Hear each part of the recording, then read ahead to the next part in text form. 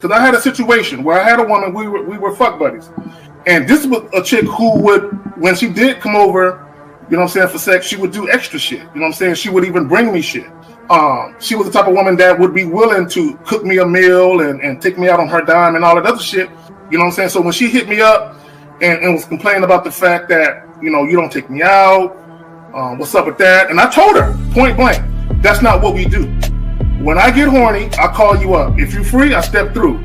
If you get horny, you call me up. If I'm free, I fall through. I'm like, that's it. That's what the fuck we do.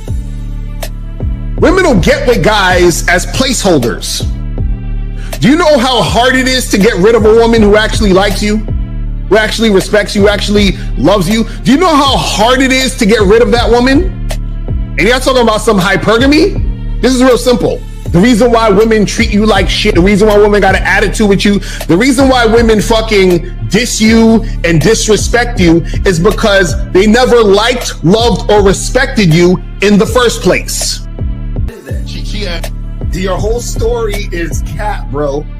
Matter of fact, it's big cap. I'm gonna call you the Mad Hatter.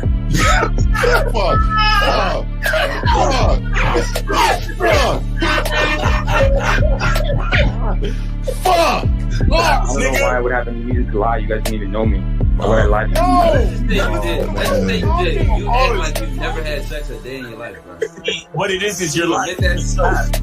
You're lying to yourself. That's why you can't make any progress, bro. All the sex that you've gotten, I'm pretty sure it's handed to you. When a woman meets a man that's valuable and knows who the fuck he is, she knows that she can never overpower a nigga with game or a real dude or a man of value and not even to say a man of value, because that sounds too much like what other niggas be saying. What I really mean is a man that knows his value. When a woman is dealing with a man that knows his value, she knows that she cannot overpower him.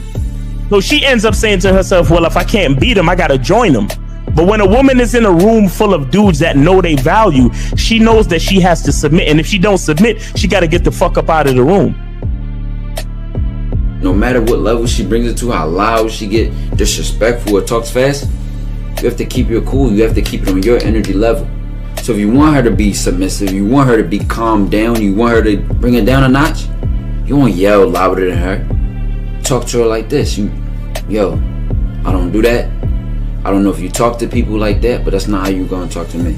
That's not what I do. Now, if you want to continue to do that, I will show you exactly where the door is. I will escort you out, tell you have a nice trip, and send your ass right to the gulag. You'll be gone.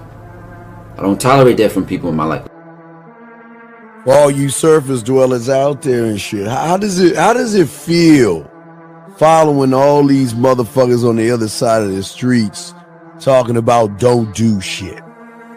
Well, if you ain't gonna do shit, then why don't you do man shit? Don't run away from fear. Don't dwell in the past. Don't give away your power. Don't feel sorry for yourselves. Don't make the same mistakes over and over again. Don't worry about what people think about you. Why don't you do some man don'ts if you're gonna do a don't anyway? Grass eating lion. It's sad to see so many men suffer from bitch assness, and the women know there's such at an advantage with weak men. They try to shut me up. This is the part of being a man, is standing on your squares, understanding that nobody's going to move me. I move mountains. Nobody's going to move me off my square. They need to respect your word. There needs to be a shift in behavior when you get home. They need to understand what the deal is when you're around them. There's no such thing as compromise with men. Compromise. You should be fucking at the truck stop. All day. That's right. These conversations are obviously too in depth. They're too in depth with these bitches, man. What are we talking about? You're a truck driver. Bitch, I come in every state and I fuck hoes. That's what I do. And you gonna be one of them, or I'm gonna find one that will. And the thing is, if she got an issue with you not having a place to stay, that means she ain't really feeling you. Respect to Scary Perry for the $5 super chat. He says, "Salute to the Real Game No Theory panel, best show on Sunday."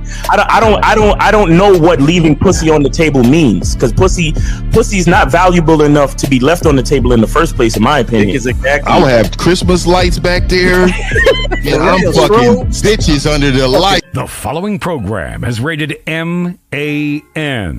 It contains assertive men who are kings of their castles, men who don't make excuses or blame women for everything that's going wrong in their lives, men who don't make the game about women, instead they make the game about the man. So, if you're into theory or use soft, weak-ass words like hypergamy, red pill, no fap, be on your purpose, high value man, or money, clothes, and status, buddy, you're in the wrong place, and you need to go 2 doors down where the male cuddle parties and circle jerks are going on. This is a man's space. Since the fall of the PUA community back in 2007, most PUAs ran underground because they had nothing to offer.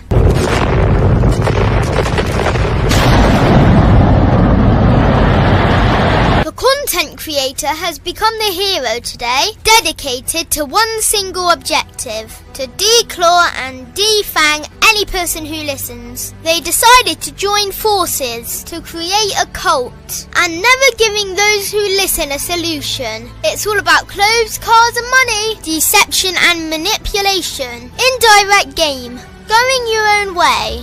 They talk pills and plates. They complain. They blame. Fake it till you make it.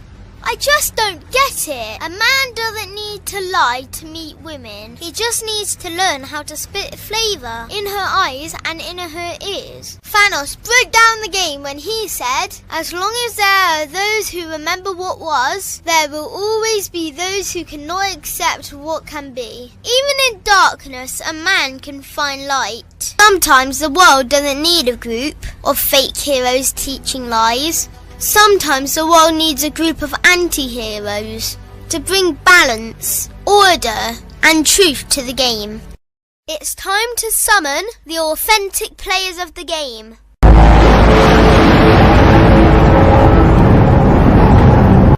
It's time to summon the authentic players of the game. The authentic players of the game.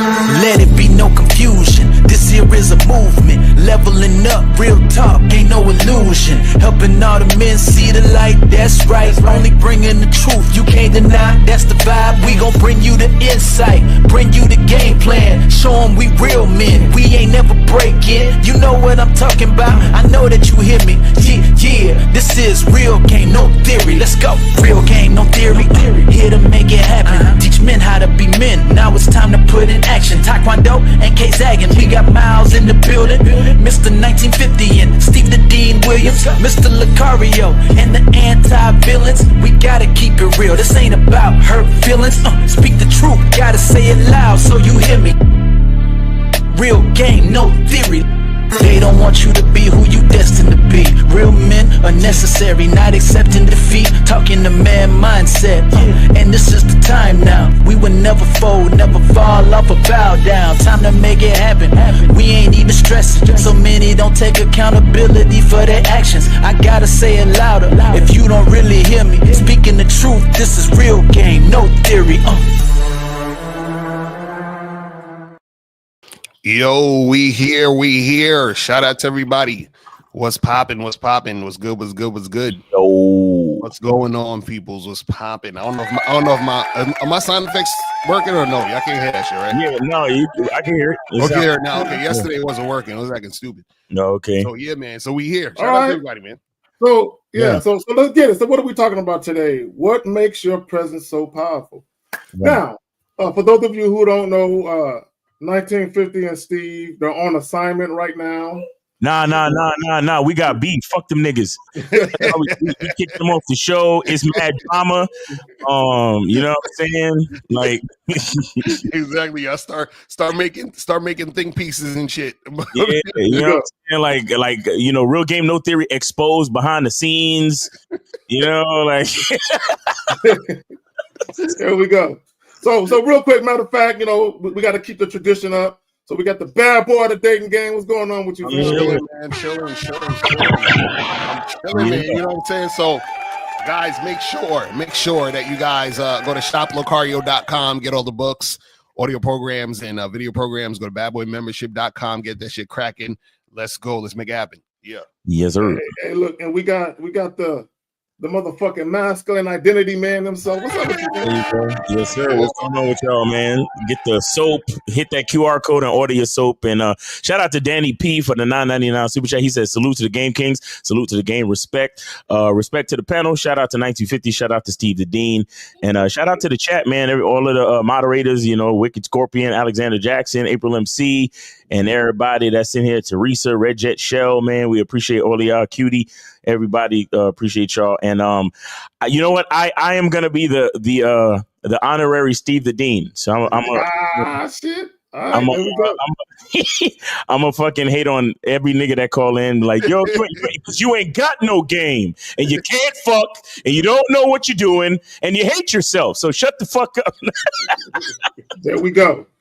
So appreciate y'all. It's the boy Zach here. Hey, go ahead, like, share, and subscribe. Shout out to those brothers, but hey, we can hold it down. I think we're more than capable of managing this shit. So let's get it, y'all. There's a couple of clips we're gonna play. Hopefully, my internet holds up and shit. So I'm just preparing, right? I'm under promising and over delivering out to the motherfucker. All right, so here we go. Here's the first one. To be with you. That's between me and my man. Okay, but I mean your man is watching. Like I said, that's between me and my man. It don't matter how much you make. It don't matter at all? Listen, if me and my man have established that we gonna be together and we gonna be loyal, then what he make don't matter, because at the end of the day, it's both of us. So if we ain't making shit that month, that year, then that's on us. So at what age do you feel like a man should have like life kind of together? We're constantly growing and evolving. So whenever God feels like he completed his will, that's when you will have everything you desire. Thank you. So I just wanted to say a lot of these street interviews, the questions that they ask are really divisive. Yeah. Right? Yeah. They're meant to create viral moments. Because he's talking about how much money. She's like, nigga, look, that don't matter to me. If I got the man I want to be with, we will figure it out. He will figure it out. Right. What makes your presence so powerful? And what guys have to understand is that when a woman recognizes she's with a rare specimen, right? And that's exactly how you should look at yourself, right? When she realizes how rare and how valuable you are, she's like, I'm following his lead. It's about him. But y'all got it. Yep. Nah, that's real talk. You could tell she got a man. Right. You could tell she got a man. Like, by the way she talk, her demeanor, like you could tell she got a man, bro. Like this is what happens when a woman can reflect and magnify. You know what I'm saying? You can hear her the way she the way she talk, you like, do you see how confident she is? You know what I'm saying? And the way that she's speaking as if she got her own mind. Right. Do you see what I'm saying? And that's the type of power and value that an actual man brings to a woman's life. Where somebody could ask her a question and she could answer it confidently, even though it's not the most popular answer. Because that's something to be said about that. It's not the most popular answer, but she's still so confident in saying it. That's because she's with a dude that provides a value of confidence for her, that she could just comfortably say that and not worry about it. Why? Because she already know where her bread is buttered. She ain't seeking validation from the rest of y'all. Only validation she seek is from that man. You see what I'm saying? And for good reason, because she know that's the one that's going to take care of her. That's the one that's leading her in the right direction, and that's the one that she trusts and believes in. No, that's real talk. And you know, I like the fact that if you notice, she kept referring to her man in the entire situation and talking about, well, we're doing this, we've discussed this, this is what has been said, and this is the direction we're going. Because this is the thing, a lot of these street interviews, and a lot of times when they talk to these women, some of them are not really either they're not really with the guy, like it's a guy they just started dating or whatever it is like that, or they're with a guy they don't respect, and they're the ones leading the relationship. So this is why they could say any weird ass shit out their mouth in front of their man. Because this is the thing, you know, it's funny. Like if you're a man who has a woman that respects you, she won't say anything in public to embarrass you. You understand? You see what I'm saying? Like she won't say anything that will make you look goofy. Right. You understand what I'm saying? Even if she was thinking it, she's like, nah, I ain't gonna say that shit because that's not a good look. You see what I'm saying? But women who don't respect you don't give a shit because they don't respect you anyway. You see what I'm saying? And then they're just like, oh, I want the spotlight on me, and I want to show how much I dominate this loser. That's basically what they do in them situations. You know what, El? That's some real shit. It's almost like she's showing out for the women. Right. Ladies, I got you. We running shit over here with these weak ass niggas. Right, exactly. Right. But I just want to point out as well that, a lot of guys, they complain about, how women are. And my thing is, you've never had a woman who admired you, who adored you, who respected you, right? Who held you in high regard in public and in private, right? Like Shorty's doing right there in the interview. A lot of guys, they've never been with a woman who would conduct herself like that on behalf of what they got going on. Right. And I just want to point out as well, again, when we talk about what makes your presence so powerful, a lot of guys, they're just happy to have the woman. Not realizing the woman should be happy to have them. Real talk. That is real shit. So guys, call up 919-647-9392. 919-647-9392 is the number. If you got a question, put a Q in the chat. Yes. Phone lines are open. Go ahead and call in. Phone lines are open. And wait a second. Ready Rock. If you want to call in, Steve ain't here today, so call in, yo. Hilarious. Ready Rock was having nightmares last night. Ready Rock said, and for y'all that don't know, Ready Rock called in to the Manhood is a Skill Set show, or did he call into our show, Lucario? I think it was our show. I think it was our show. Yeah, he called into Lucario and I show on a free call. Always. He was talking about how he was having dreams and nightmares about Steve the Dean. Lord have mercy. Nigga, you. Anyway. Yeah, I don't. Yeah, just seeing niggas in your sleep and shit. That don't sound. I don't see that, bro. That's crazy. So look, there's another video, right? And I swear, I didn't pick this video up. I'm trying to make fun of the chick. Real quick, I'm about to start calling Steve the Dean Freddy Krueger out this bitch. But anyway. There you go. No, and I'm not, I didn't pick this video because I'm trying to make fun of the woman.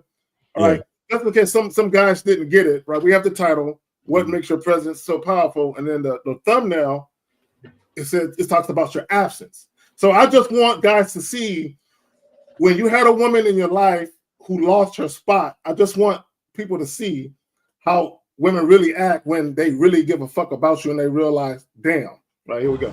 Don't make it up. Don't make it up. What? Next question. Over me. What?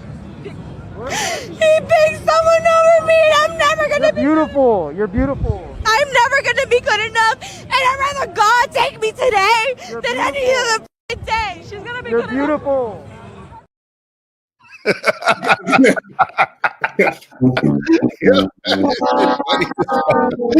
just funny as hell. I just want to say, so for those of you who didn't get it, she saw her ex with another chick. Oh man, she couldn't handle it, right? Oh my god, she couldn't handle it, right? So now her talking about deleting herself, that was just her in the moment. You know what I'm saying? I'm sure she calmed the fuck down later after the alcohol wore off, but right, she was drunk too. Let's be clear. Yeah, let's be clear. Yeah. So she just had a bad moment. She thought she was over her old buddy, and then she saw him. She was like, "Look how happy that motherfucker is." Mm-hmm. You know, a lot of times it's not even really like, this is the thing. People got to understand, like, so a dude to see that and think like, oh yeah, my girl want me back. Exactly. All other shit. But she only want you because she see you with another chick. You feel what I'm saying? So in the moment she jealous. So even if you was to get back with her, it'd be the same bullshit that you left her for that's gonna happen. You feel what I'm saying? So don't let your ego, you know what I'm saying? Like, start getting you up. I'm glad you pointed it out. Right. But also on the flip side, though, what happens too is that sometimes they do feel some type of way and regret it, because this is the thing.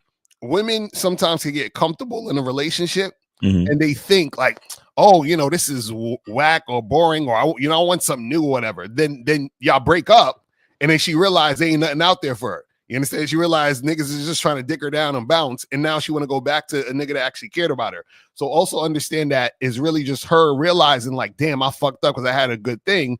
But at that point, it's too late. That's why you shouldn't really be, taking the chicks back when they break up with you, because the thing is that they're essentially saying like, I was looking for something more or better and I couldn't find it. So now I'm back here. So it's like, well, there you go. And in a way, it could be that she's settling, because it could have been a guy who was dicking her down that she wanted. And if he would have chose her, she would have been right there with him. But because he just piped her down and left her, right there, she like, you know what, like you said, I just want to be held at night. And I want to be held by someone who's familiar to me. Right. And although I don't really, really want to be there, I want to be cared about. And let me just say this, and ladies, I get it. Y'all want to be cared about. Y'all want a nigga, when you call and tell them how your day was at the job, you want a nigga to console you and say, baby girl, fuck your balls, that nigga ain't shit. I know what y'all want. You know what I'm saying? But I mean, a nigga really don't care, because you can switch jobs. I'm gonna tell you that too. You know what I'm saying? I like so. Hey, the call-in line is open, y'all. 919-647-9392. 919-647-9392. If you got a question, put a Q in the chat. Yeah, call them. Y'all better come on with it, man. We got to do. Yeah, put them questions in there too, because we can answer your questions and all that other shit. Yeah, call in, you grass-eating lions. Right, exactly. So, but I think that the topic is great, because like, what makes your presence so powerful? I think a lot of guys gotta understand that, because a lot of guys don't have a powerful presence, and then they wonder why they can't get women. You know what I'm saying? It's like dudes just be out there, talking and trying to make things happen, and things don't happen, or they deal with women who disrespect them and they wondering why, and it's because your presence isn't powerful. And your presence isn't powerful in most cases because you don't actually believe the words that are coming out your own mouth. Right. So how the fuck is she supposed to actually, like, what I'm saying, believe you or believe in you to even want to submit to you? You feel what I'm saying? Because all submission is her being under your mission or your program. But if your mission and program is shaky or is non-existent, then she can't really comply. You see what I'm saying? So a lot of times, you guys gotta understand, sometimes women don't comply with y'all because, there's nothing stable or strong or structured about you in the situation. And I would add this: there's no intrigue, there's no anticipation, there's no damn, I can't wait to see him again. Right. Like where she's actually at the crib rubbing her legs together like a cricket, like I can't wait to see him again. I can't wait to smell him again. Like Andre Taylor, like he said, there's you don't have heavy footprints. Right. And this is what I find funny, right? And a lot of guys, but they don't understand. Now, let me just say this. There are going to be some times where women don't call you back simply because they were never really interested. Or there's also going to be times where women just don't get back at you because there was nothing meaningful about their encounter with you. There was nothing that stood out where they're yearning to be around that aura, that presence, right? So this is why when women, when they act like they don't want to go where you're suggesting, and they're like, well, what about this place? What they're telling you is the venue is more important than your presence. Right. Like she could close her eyes and turn around in a circle and pick any other nigga out that would be there in your spot, and she would be cool with that too. Right. So it's got to be a situation where a woman actually wants to see you. We get on calls, Miles? Yeah, we're gonna close. We're gonna close. But I want to say something to the title, and we have to look at the the nature of men and the nature of women. So the nature of women is to reflect and enhance. So, and what I mean by that is that a woman is, because of her very nature, she is reactive. Oh, perfect. All right, here we go. There we go. 610, and I think I'll try to get back to that when we done. But we got 610. You are online with the Manhood is a Skill Set show. Name, age, city. How can we help you? Real Gay No Theory. What's up? Wait, hold up. Nigga, is that whipped cream in your drink? Hell yeah. This right here means that she loves you. Lacario got a cup of whipped cream with a dash of coffee. Oh, it's a latte. No, it's a latte. You're right. Oh, it's a latte. Yeah, right. This nigga getting custom homemade lattes and shit. Don't be jealous. All right, hold on. We got 610. 610. You are wow. Yeah, I'm jealous. I ain't going front. 610. You are online with the Real Game No Theory panel. Name, age, city. How can we help you? What's up, 44 years old. Okay. Yeah, you fellas always giving out great games, so I said let me throw this question out. All right. So I just hit this one joint. I only seen her twice. Mm-hmm. First time, just went for coffee, made out right there in the car, everything else like that. Mm-hmm. Second time, asked her to come through. She drove an hour, 20 minutes to see me. Mm-hmm. I was staying at the hotel, and we did get something to eat right before I smashed. Okay. All right. And honestly, I only really, even when I was smashing, I was like, man, I maybe only want to hit it one other time, to be honest with you. Okay. And so I did manage to come, and nigga, what? Okay, we gonna need to. Hasn't hit me back. So listen, I asked to see her one more time, but she hasn't hit me back. So, what could be some of the possible reasons for that? Well, you said you only wanted to hit it once or twice more. She just beat you to the punch. Oh, Miles, you got to do the Steve, man. You can't fuck. You can't. Exactly. She ain't calling you back because you can't fuck. You ain't got no confidence. You ain't got no game. Grass eating lion. You know what's crazy? That could be a possibility, right? But no, check it out. Before I did feel it. That thing was wet, so it ain't like she was just saying that shit was wet. She kept saying it's so wet. I was like, that shit was wet when I was feeling it. You know what I mean? Because she was probably horny. Look, guys, let me tell y'all something real quick, okay?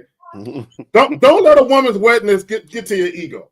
Some women are just naturally get like that. You know what I'm saying? Don't matter who running up in it, right? So just don't let that shit get to your ego and shit. So wait, let me ask you. So you said you went out, y'all smashed, and then you said that you texted her and she just didn't respond. Now, at first she responded basically what's up, and I was like, hey, how about we meet here in a few days, and there was no response. And when did you text her that?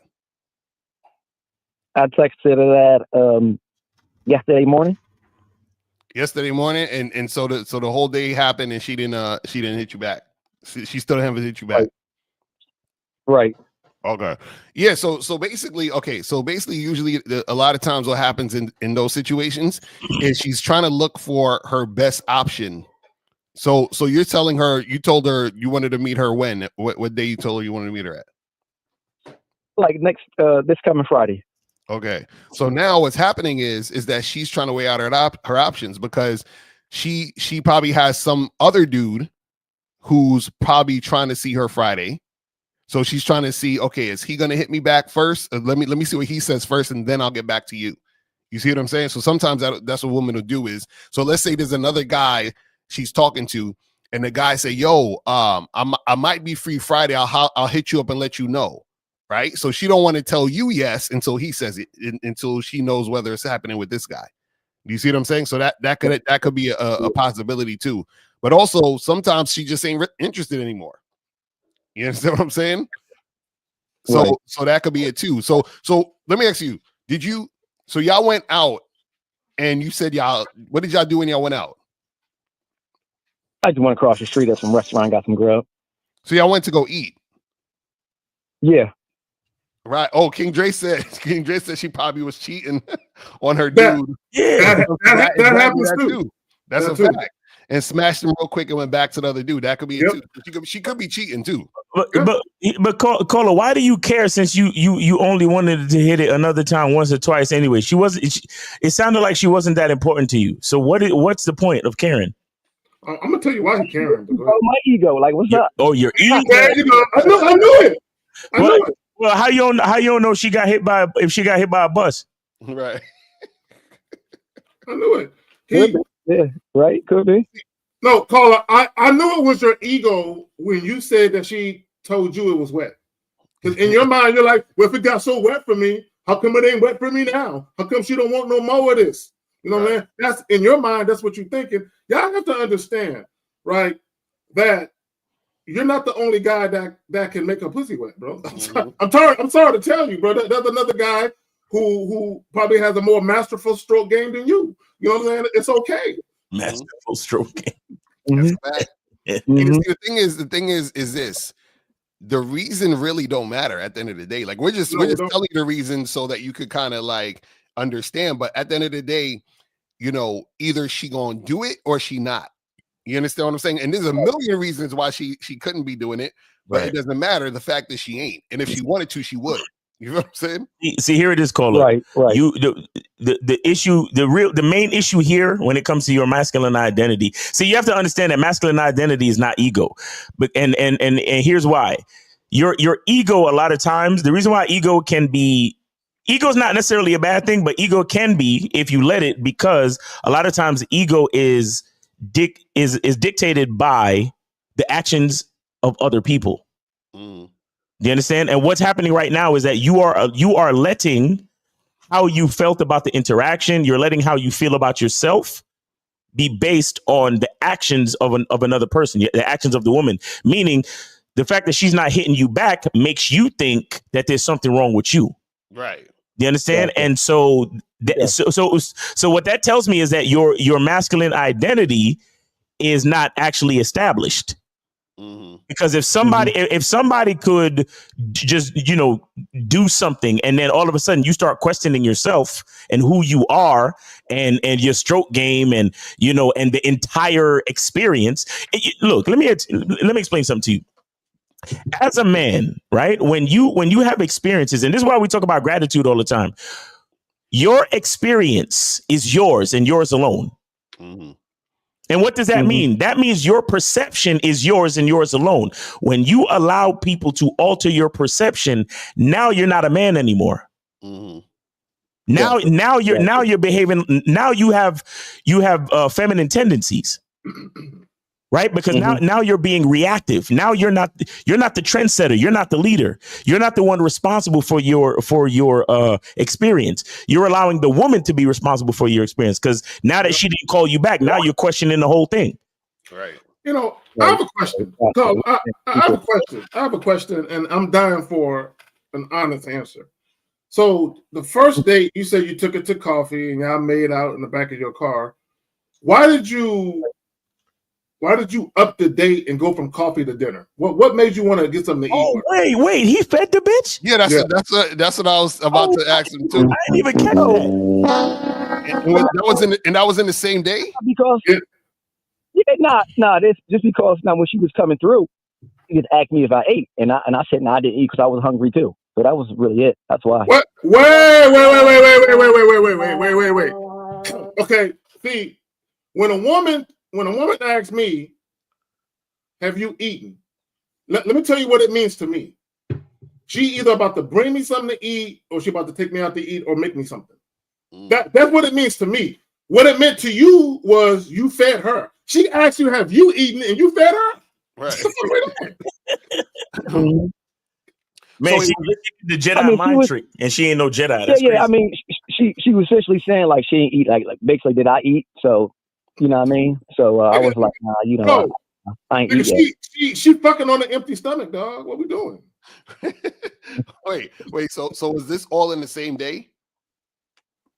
Yeah, this was the same day, right before I smashed. Oh, so nothing about it because I was hungry too, Yeah. So y'all went to get coffee, then y'all went to eat, then you smashed. Oh no, that wasn't the same day. Nah, that was a different day. We went to get that's what I asked you. I said, was it the same day or different day? Like a week later. So wait, so y'all went to get coffee. Hold on. So listen. So let me get this straight. So you went to get coffee, and then on that day you got coffee. You didn't smash, correct? Right. Yeah. Made out in the car. Yes. Yeah. Okay, you made it out in the car. Now, why didn't you smash that day when you made it out in the car? Because she was visiting my city, because she also had an event with her son, so she had to go pick up her son and then go back home, drive like 2 hours to go back home. Okay, and so the second time you saw her, that's when y'all got food. Yeah. Yep. Yeah. Okay, and then y'all smashed. Yeah, and that's when that conversation come up. Like, hey, did I eat or something like that? If I'm hungry, something like that. Okay, and then so now when you texted her to see you this next time, what did you say I was gonna do? Now I say, hey, do you want to meet up with me like in New York? Like, right, this to do what? What did you say? What was the plan when she was gonna come meet you? I ain't say nothing.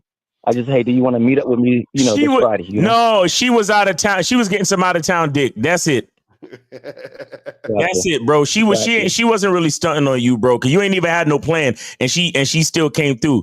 She did that Jedi mind trick on you because she realized the type of nigga you was. Yeah, bro. So this so I understand. She was coming to visit your city. She doesn't live there. Right. Yeah. That was the first time. Then the second time when she drove like an hour and a half to see me, she just came through, drove an hour and a half. Oh, okay, cool. Okay, no, say no more. That's what I wanted to get out of you. So is it fair to assume that because she drove an hour and a half to see you, you felt obligated to buy her something to eat? Like that's the least you could do? Is that what happened? Not at all. Honestly, not at all. I ain't even care about it, bro. I mean, I was hungry too, bro. All right. But it's not about that, bro. You understand that that's not your woman. That's not your woman. You don't have to feed her. Mm-hmm. I mean, I ain't show no need, but I just think, hey, I wanted to get some grub as well, bro. Okay. I ain't feel like I have to do it. To hit it, to be honest with you. Now, okay, so caller, this is what I would say to you and to all you guys that feed chicks. Hey, if y'all like it, I love it. If y'all ain't got no problem with it, my only thing to y'all is a lot of guys complain about chicks using them for food. Just don't complain about it when it happens. That's all. That's all I'm saying. Right. Now that certainly can happen. Absolutely. So why? Okay, so why didn't you make a plan? Because I just wanted to see her again, bro. This coming Friday. I mean, I just thought, hey, she knew what getting together the second time actually meant. So, what does it mean? That's what I'm saying. You see. You see, I be fucking up. This is why I talk about a man that lives by default instead of design. You said I tried this. I want to see her again to see what seeing her the second time means. Call her. How old did you say you were? I'm 44. You are a grown ass motherfucking man. How about, now I know it's gonna sound crazy, my nigga, but how about you decide what the second time means?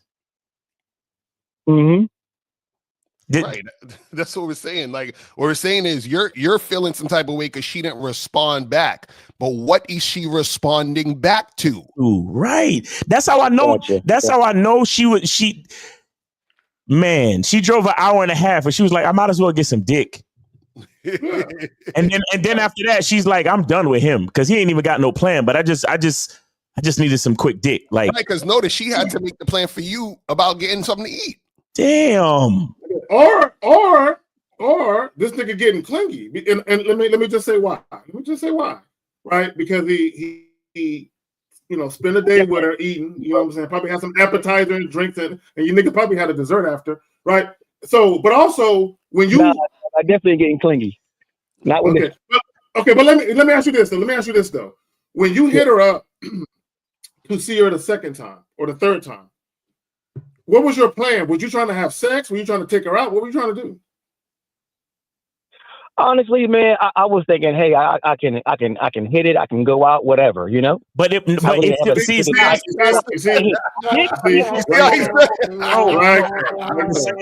see, look, we don't know exactly why she's not hitting you back, but I could tell you on a subconscious on a subconscious level, why she not hitting you back is because you're not a leader, bro. Right. You're not a leader. Everything with you is, well, it depends, and either or, and maybe, and let's see what happens. And you're very, very indecisive. That's how women move, bro. If I had linked up with her, I mean, I wouldn't mind to go out or nothing like that. Call her. Listen to your words. I need y'all to listen to your words. You said, number one, you said if. You said if, and then you said maybe if this happens. Bro, men don't speak like this. Men don't speak like this. You, bro. Look. I'm just saying. Look, bro. I'm just saying. Like, I don't think that like me saying, hey, you want to link up this Friday and no response. I mean, I already hit it. My whole conversation, the whole time, for the most part, it was sexual. So I mean, she knew what I was about. I don't think I had to. But no. But this is the calling. This is the problem. I'm gonna show you right now, and I hope you're gonna take notes on this, right? Whenever you're dealing with a woman, it's not about one particular thing you do. It's about everything that has been done. Right now, notice you took her to coffee, right, and you took her to eat. That was the second date, right? And then y'all had sex. So now, what happens is that her perception could be that you could be the type of guy that she could have a relationship with, right? I'm just saying that could be the perception based on what you did. Now, when you told her, let's meet up again Friday, now watch what I'm telling you. You didn't let her know why. So based on why, then she can assess what it actually is. But you didn't say why, so it's so ambiguous. So the why is probably the hesitation she's given, which is why she's not texting you back. You understand what I'm saying? You're right. Yeah, because you're right. You definitely. You know what I'm saying? And caller. Let me add this to what Elle is saying. See, you said earlier before Elle started talking, you said she should know what it is with me. No, she doesn't. No, she doesn't know what it is, because, and the reason why she don't know what it is because you fucked her and you spent non-sexual time with her twice. Right. So with you, it's either or. It's either we can just hang out, or maybe we can fuck. It's either or, right? So if you want it to be just about fucking, you would make it just about fucking, and you would make her understand that that's what you're trying to do. So when you hit her up, you could be like, hey, girl, I'm going to need you to bring that wet thing back through here so we can get back to what we started, right? You could have said that, and she would have knew what it was. She probably just wanted a F buddy or out of town F buddy. And you seem like you wanted a relationship, or that you could have let it turn into a relationship. And she's like, I don't want to fuck with this dude because he might get too sticky on me. He might get needy on me. Like pretty much like you are now, because you claim you're not clingy, but the fact that she didn't call you back made you call us. No, I ain't clingy. This is just to understand the game, bro. That's all. You know what I mean? Like that, I would have said, listen. That's why I called. No, listen. See, and one thing I notice about the platform that we have is that a lot of you cats, you call in saying that you asking for help, but you try to turn it into a debate because you don't really want to accept the game. You don't want to accept the truth. What I'm explaining to you is listen. What I'm explaining to you is that your interest of trying to understand the game is the clinginess that I'm talking about, because you're trying to understand the game based on what a woman did. And don't get me wrong, I'm glad you called in, because I do want to give you the game, but I need you to understand the motivation. I need you to understand why you're calling. Right. And I'm telling you, it's because you, and if you don't want to call it clingy, fine. You don't have to call it clingy. But the fact is, your feelings, your emotions, your ego got mixed up in there somewhere, where the fact that she not hitting you back is make you want to reach out to us.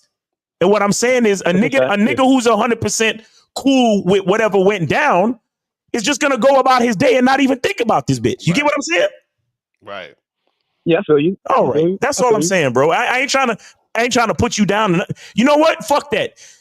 Representing for Steve, nigga, you don't got no game. You can't fuck.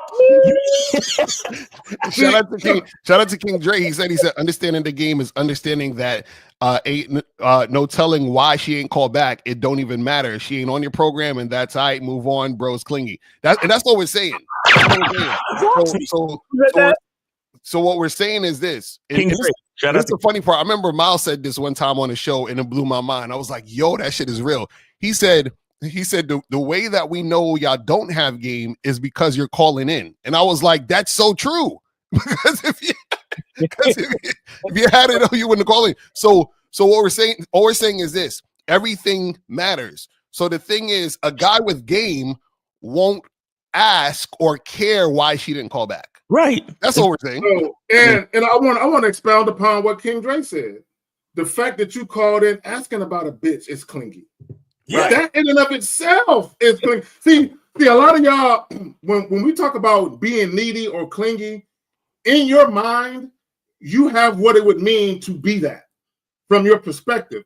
But the fact that you're calling about a woman who ain't your woman, like, man, why does she do me like that? Why she ain't hit me back? Why she don't want my dick no more? Right? That shows that you're clingy. Mm-hmm. Exactly. But hey, caller, we appreciate the call, brother. We appreciate the call. Thanks for sharing your story. I appreciate all the game. You know what I'm saying? Appreciate all y'all. Yeah, man. Yeah, man. Y'all. Keep doing your thing out there. Be safe in these streets. But I would say this: be a little bit more decisive and design the experience. Don't just be like, oh well, we could hook up, and if it happens, it's cool, and blah blah blah. Like all that laid back shit.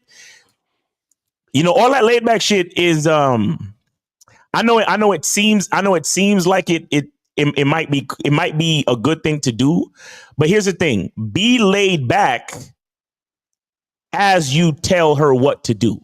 Right. You gotta choose something. You gotta say, come over and we gonna fuck. Or hey, come through and we gonna go get some coffee. Or like it has to be something specific. You can't just be like, oh hey, let's hang out and then we'll see what happens.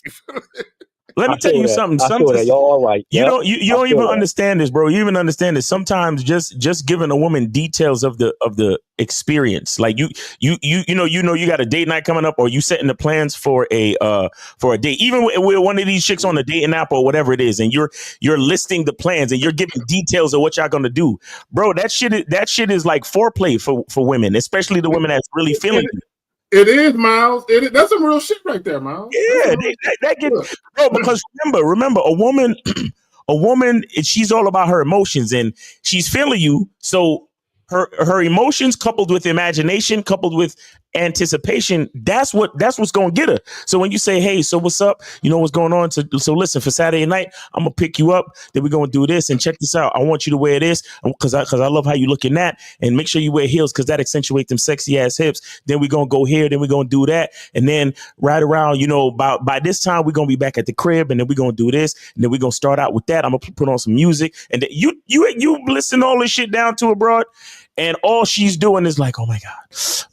Every next line of the detail of what y'all doing is just her like, yes, daddy. You feel me? Like she's just all about it. So it's important that you are decisive and know what you want. When you be on that type of, I'm gonna pull up and then we see what happens. Like you want some fucking little boy shit, some high school shit. You see what I'm saying? So you got what you doing. Yeah. And let me add this as well, because caller, and this is where having game actually comes in at when you have a plan and you also see an opportunity. And this is what I mean by that. If you wanted to create a fuck buddy situation, you could have set the tone for that to happen. Right. So when she came back to town the second time, instead of taking her out to eat, feed her dick. Right. Then you could have just fed her that. Right. And just made it sexual, and then told her after that, hey, look, we could do this on a regular basis if you're feeling it. Right. So if you with it, you have my number. Anytime you come into town, hit me up. And if I'm free, we can make it happen. You could have said it. Now, it doesn't guarantee that she would have been with it how you laid it out.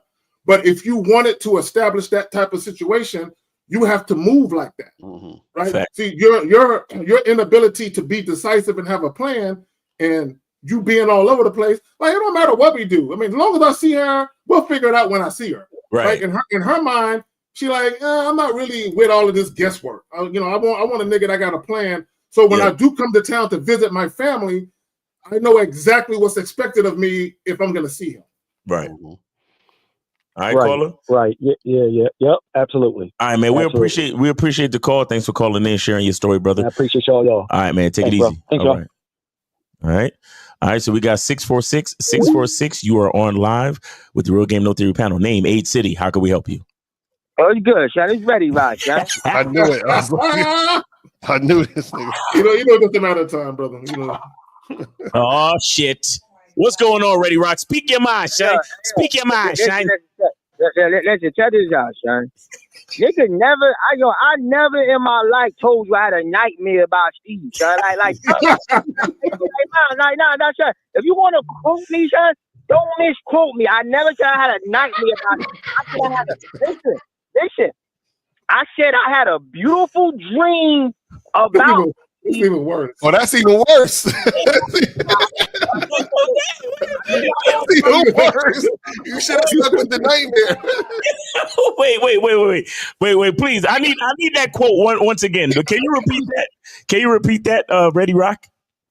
Listen, because I know y'all gonna be glazing, try to turn in some homosexual stuff. I don't move like that, sir. I share what I share. I said I had a beautiful dream that me and Steve was in the octagon, and it was you. It was I met Miles and Lucario. Y'all pieced me up. Y'all was real happy. Me and Steve got in the octagon, and I whooped his ass in front of all of y'all, and ain't nothing y'all could do about it. And at the end of the fight, y'all didn't like me no more, son. Now let me tell you something. Now hold up. Let me tell you something about a nigga like me and a nigga like Steve. Now, Miles, it's a reason why that nigga don't want me calling this show, son. Now you notice he clown every other little simp ass, weak ass nigga that called this show. But when Ready Rock called this show, what he said to you, Miles?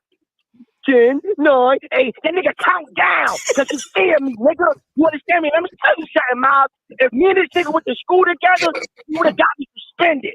You would have got me kicked out of school, son. That nigga scared me, son. It's a reason I'm the only nigga that called this show, and he don't want to call this show because he pussy, son. And you know that. And Miles, hey, Miles, I'm about to take you on a little time back, little journey way back, right? What? One time a caller called you, Miles, and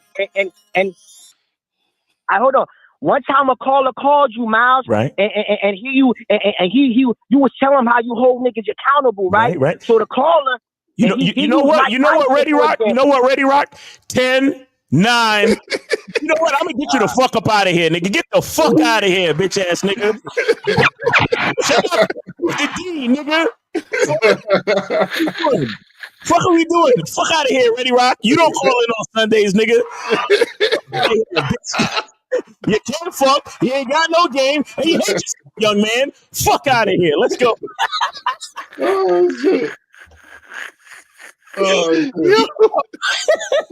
Oh man, Ready Rock should have been like a WWF character. I swear, like they should have had a whole character.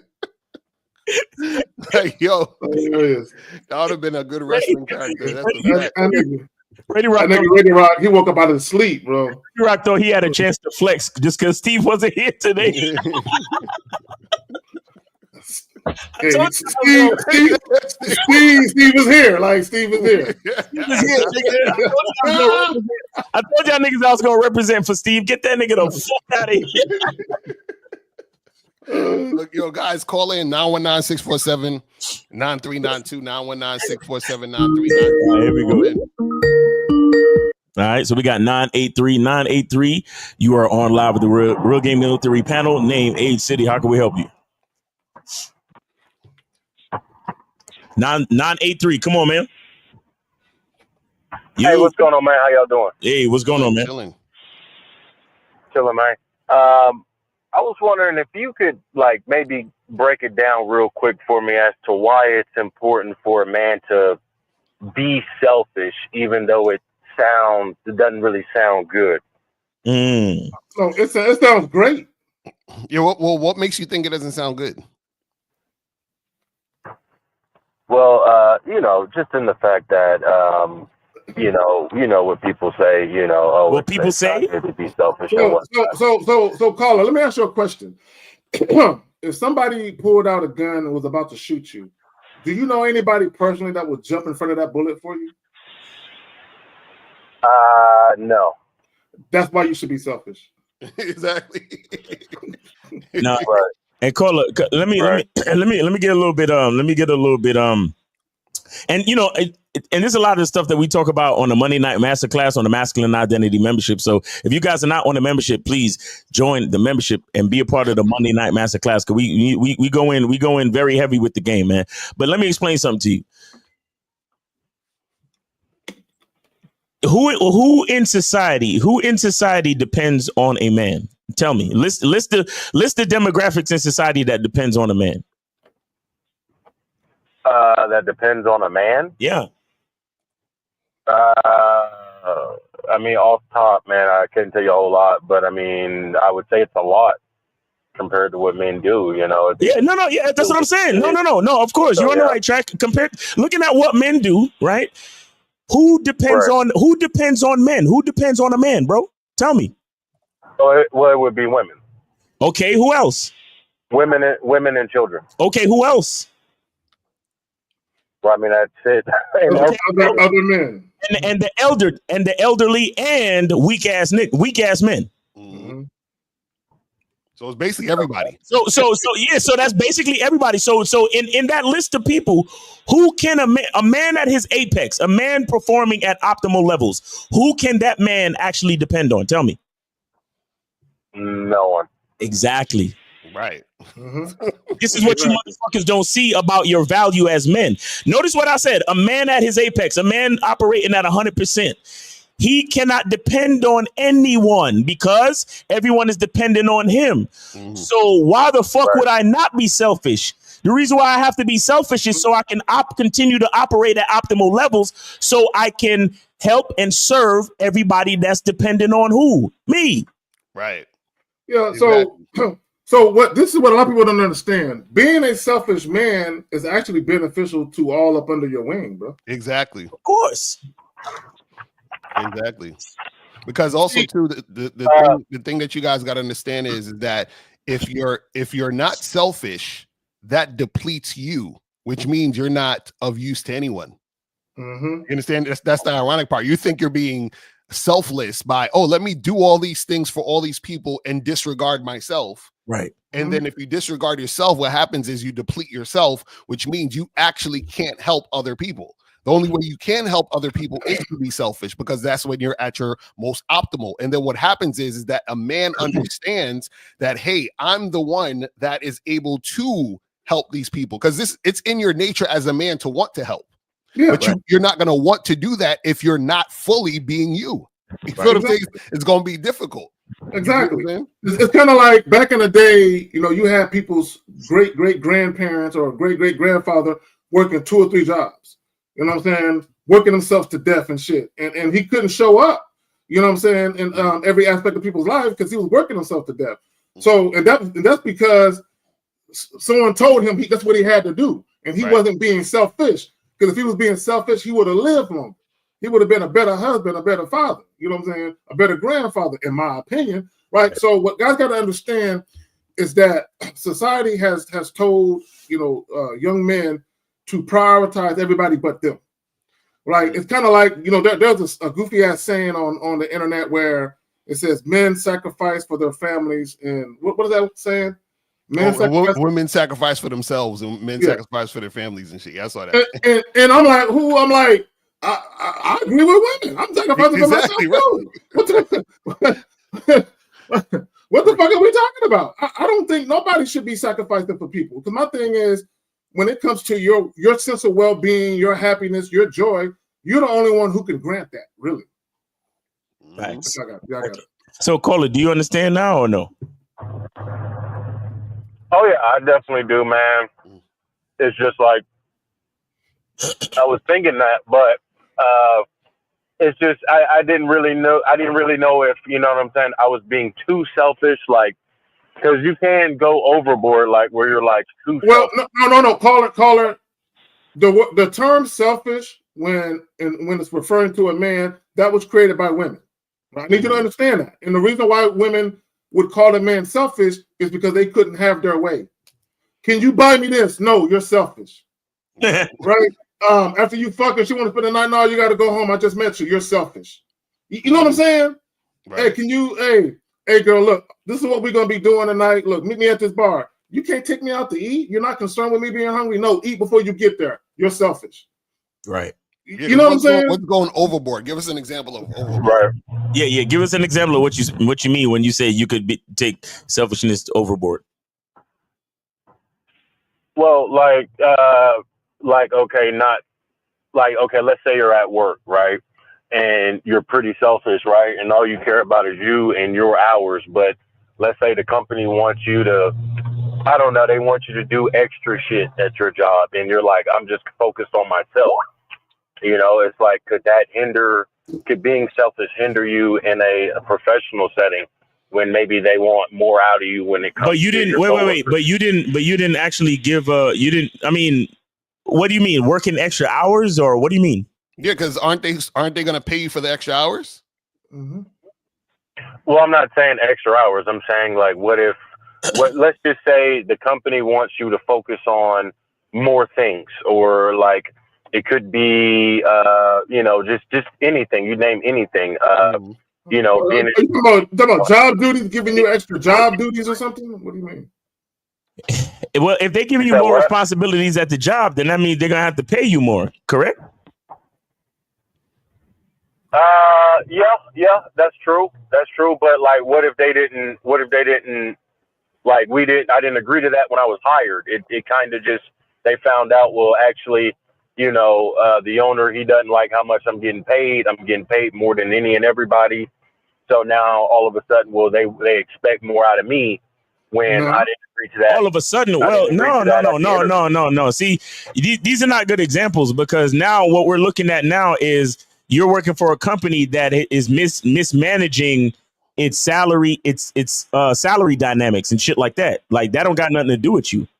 Right. That's not. Well, what I'm saying here is, what if they came to me and said, well, you're the highest paid, so we expect more out of you.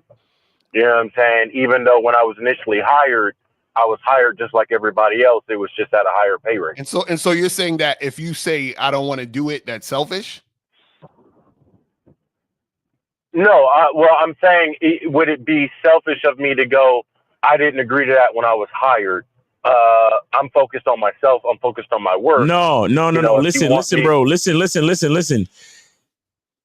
Again, it's going to be hard for you to really prove the point, because all you really got to do is look back at the contract of your hiring, and you are only responsible for what's inside that contract. And if they want to add more things to your employment duties, then we're going to have to renegotiate the contract. And that wouldn't be selfish on your part. That would be smart. Right. That's just business. That's business. So it's not about being see, again, a lot of people get guilt tripped or scammed into what the idea of selfishness actually is. Like Kazak said earlier. So what you're saying is, oh, well, am I being selfish if I don't let my employer scam me into doing more things that I didn't agree to when I was first employed? If we negotiated salary and they agreed to pay me for a certain job description, that's on them. Right. If I'm fulfilling my job description, that's all I need to do, bro. Right. And on top of that, if you didn't want to do it, you can just say, I don't want to do it. And that would be you being selfish. Right. But that's you basically. Right. So how is that going overboard when this is a business and I didn't agree to that and y'all not paying me for the things you're telling me you want me to do? Right. Right. Well, the issue comes about when, okay, like you said, I agreed to do my job at a particular rate. My manager, well, apparently the owner doesn't like how much I'm getting paid. So how are they not gonna like how much you're getting paid when they're paying you? This is what I'm saying. This example is weird because they've already agreed to pay you something. They're asking you to do more. You can say to yourself, well, I don't want to do more of that shit, so I decline. That's you being selfish. Right. So what I'm saying is, how is that going overboard? No, I'm not. Well, I'm saying, which means basically quit. No. Quit. You just declined the other things they said you wanted to do. Now, what I will do if I were you, though, you need to be looking for another job, though, simply because if the owner got a problem with paying you, he's gonna look for a reason to fire you. Right now, they would fire. Right.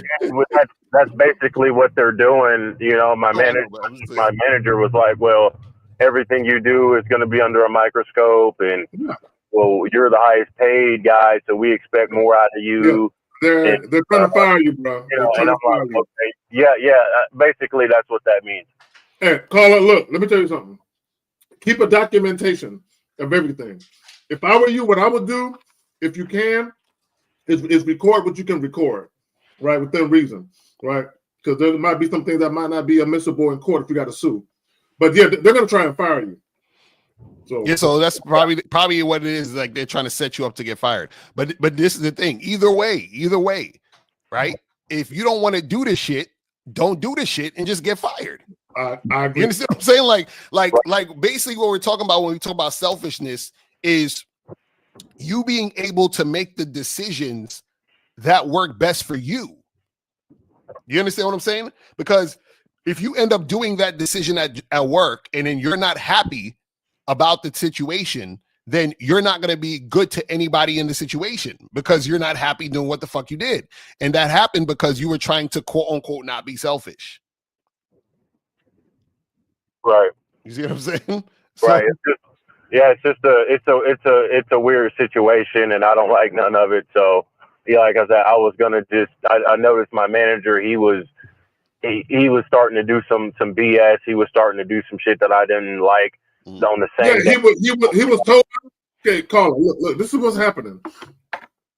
The owner already gave everybody their marching orders. So you're gonna feel like everybody is against you because their job security is at stake. So everyone's gonna band together and get you up out of there if they can, bro. If I were you, one, start looking for another job. Do not quit. Right? If they fire you, they gotta pay you unemployment. I think it's 75% of your salary or whatever the fuck it is. Right? So so what they're probably trying to do is get you to quit. Don't quit unless you got another job that pays you an adequate amount, right? If they fire you, again, they got to give you unemployment. Right. But hey, what was that? It was like a mentality thing that Miles was talking about one time. It was like something like focus on myself. What was that you was telling people to say? What was that I was telling people to say? Yeah, I think it was the last time y'all did, it was like the Game Kings documentary. And I remember on one podcast, you were like something about focus on myself, focus on my money, something like that. I kind of like that, what you were saying, but I kind of forgot word for word what it was. Oh, well, I don't know. You know, next time you hear me say something dope, you got to write it down, man. Right. but I can't, right. But I mean, either way, what that basically means is the same thing we're talking about, being selfish, focus on yourself. Yeah. See, this is the thing. This is the thing you guys got to understand. The problem is that a lot of times you guys will make society and all these other things and affect you. Like you're putting that above you. You understand what I'm saying? You got to put yourself above all the things. That's what being selfish is. Because what happens is that when you're putting society above you, you say, "Damn, well, you know, maybe I should do it because I don't want to get fired." Sometimes you got to get fired or you got to quit. You understand what I'm saying? Like sometimes you just got to do that thing because what happens is that the more things that you do, right, that are not what you want to do, the more unhappy you're going to be. Exactly. You understand what I'm saying? So even if this is the thing. Sometimes you'll be more happy being unemployed than being employed. And some people don't understand that because what happens is that if you're in a situation where you being employed is making you unhappy, then it doesn't make sense for you to be employed at that place. Go to another place that you would be more happy being employed. And that's selfishness right there. You're saying, listen, I'm putting me first. I'm not putting because trust me, that job will get rid of you in 2 seconds. They don't give a fuck about you. You understand what I'm saying? So you got to think about what's important to me, what's going to make me happy, what's the things that I want to do, and where do I want to go in this situation? You see what I'm saying? Wait, real quick. Charisma Strategy says, "Don't get fired. Always quit and end it on your terms."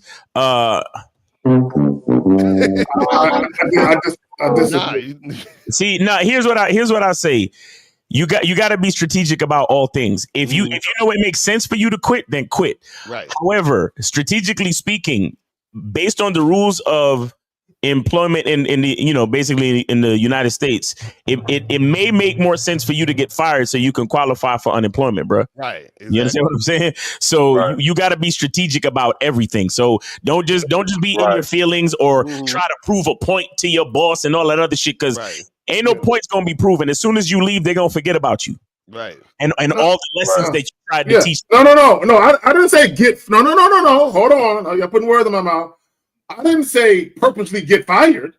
What I said was they're trying to get them up out of there. Right. What I'm saying is, if you're going to quit, only quit when you have another job. Don't be quitting and sit at home. Exactly. Right? You're unemployed. You ain't got no job, and you don't get unemployed. That's dumb. So, like Miles was saying, be strategic. So, if you're gonna quit, make sure you have a job already lined up that you're hired. Not that you think is going to hire you, where there's a start date and they're paying you the amount you need to handle your business. Then, if it gets too hostile, you can quit if you want to. Or if they fire you and you get unemployment, you know what I'm saying? Then at least you got something coming in while you work. Look for a new gig. That's what I'm saying. Right. Well, the one reason why I would say that I would quit instead of waiting to get fired is because I just noticed certain things at companies, like it will be in a meeting, and if they're trying to fire you, sometimes you'll be trying to say something, and then the manager or the owner will blatantly just kind of like ignore you, or just or do Well, caller, look. Like my mother used to always say, the handwriting is on the wall. Right, you're working for a company that really don't want you there. So either way, you got to get up out of there. You can't stay there. Like, you got to get up out of there. You just got to be smart about it. That's all. Right. Are you looking for another job yet, bro? Right. Yeah, I'm definitely looking for another job, but I'm gonna have to relocate. I'm looking to move to a different state here, so I was just gonna quit, take the little bit of money I got, and just head to a different city. Oh. Yeah, I wouldn't. I don't know if I would necessarily quit in your situation, man. Because moving to another city, I mean, have you researched the city you trying to move to? Are there any job offerings already set up in that other city? Do you at least have like interviews set up, or at least contacts, or anybody that you're going to be able to talk to when you get to that other city? No, that's how I got to this city. See, that's what I'm saying. And that's what I'm saying. It don't sound like you got a lot of resources lined up, bro. I wouldn't quit. Yeah, let me ask you this, and this is a very important question. I wouldn't quit yet. You know what I'm saying? Yeah, I wouldn't quit yet. Caller, do you have at least 6 months to a year of money saved up to cover all of your bills? 6 months to a year. Not quite 6 months. Not quite 6 months. Look. No, not quite. Look, okay, let me tell y'all something. And I understand that most of America lives paycheck to paycheck, but it will behoove you to get to a point in your life where you have at minimum at least 6 months for whatever your mortgage, your phone, your groceries, your car note, your insurance, all of those bills that you need to survive, right? Have at least that amount of money saved up over 6 months, just in case you run into an emergency and you're looking for a job. You know what I'm saying? You got some time. Right. And I don't know. I think like Lucario said, man, like if I stayed, like I feel like I'd be in a way disrespecting myself, because I know how these managers get. Like, we'll be in the meeting. You know, like I just don't like that shit. Hold on. Shout out to No Days Off. You need to get out your feelings, bro. Mm-hmm. And that's number one. You need to get out your feelings, homie. You need to remember that you need to realize that this is business. Mm-hmm. That's what you need to realize. And managers gonna be assholes. Shit, they probably baiting you to do some dumb shit. You know? Exactly. Because sometimes if you get fired in a certain way, then you won't qualify. You won't qualify for unemployment. Right. You see what I'm saying? No. I'm not. No, they're not baiting me to do anything physically. Well, I'm just saying. I could tell that you don't. You're talking about it because you don't like these people. What I'm saying is, it doesn't matter what you like. It's a business. Right, and this is why you need game, because game is strategy. Yeah, and you need to make sure that whatever you're doing is a strategic move and not an emotional move. There you go. Know what I'm saying? So even if you feel like, I don't like being here, you still need to not move based on how you feel. You need to move based on what's practical in the situation to get you out of there. You see what I'm saying? Because what we're hearing is it sounds like you saying, well, I don't like these people. Who gives a fuck if you don't like them? You know what I'm saying? Let me say this: if they're paying you a certain amount of money that you specifically can't readily find somewhere else, I'm squeezing every penny out the motherfuckers. They're gonna keep paying me until I get in a position where I can bounce on my own accord. So yeah, you can. But here's the thing about doing shit on your terms. When you work for somebody else, you can't really do shit on your terms. You're kind of limited. Right. So this is why I would tell y'all, look real quick, if COVID didn't teach y'all nothing, y'all better get multiple streams of income that nobody else can control but you. That's something y'all need to do. Real talk. Well, that's part of what I was doing. I wasn't, like I said, I wasn't working to just save money to get up out of there before I knew about what I knew about. Before I was working to save up money because I was going to start my econ business. But now that I know that there's some shaky stuff in upper management, it's like I'm going to leave anyway, but now I just need to start. I'm going to have to set that to the side and just start saving up bread. You know what? You know what? This is God's plan for you. See, God had to do this to you because he said he'd been thinking about it for too long, but he ain't been putting it into action. So now I'm gonna force his hand, so he got to do something. Right. You've been comfortable. And my thing is this: you talking about saving up for you or trying to open a econ business or whatever, or e-commerce business. But why do you now have to put it to the side? Well, because it takes money to get it off the ground. I don't have I'm gonna need I'm gonna have to dig into my money to get it off the ground, which I can't do because if I'm planning on leaving, I need money for 6 months of income. You need to work on your strategy, bro. You should probably hit up one of us for coaching, bro. Because I would like to like look into the details of your business. Because let me tell you something. Business, especially e-commerce, right? A lot of the products you don't even have to warehouse. So what kind of money? Everything is like paying for a website. That's you can use Amazon. You can use Amazon to do that. There's so many things. I don't know the details of your business exactly, but the fact that you're saying that now you have to put it to the side because you got to focus on saving money, that lets me believe that the strategy surrounding that business plan is shaky as well. Because you talking about management at your job is shaky, nigga. You shaky. See what I'm saying? Well, you probably don't know that much about the e-commerce. It's not off the ground yet, and that's what I'm saying, bro. That's what I'm saying. What does off the ground actually mean? Every business is baby steps. No. I can tell you if you let me tell you. Go ahead. So when I say by getting it off the ground, meaning, like you said, I have already found a product. I want to test the market before I spend too much. So when it comes to finding my product, I have my product. I just need to do a test run and be willing to lose. And what that test run is putting that product to market with marketing and the keywords and all of that in order to see and make sure if I should invest all of my money, or not all of my money, but more money into the product. I don't and right now, I don't have an amount of money to where I feel comfortable putting that, few $100s into it to see if it'll work or not. I'd rather do it from a place of I gotta at least.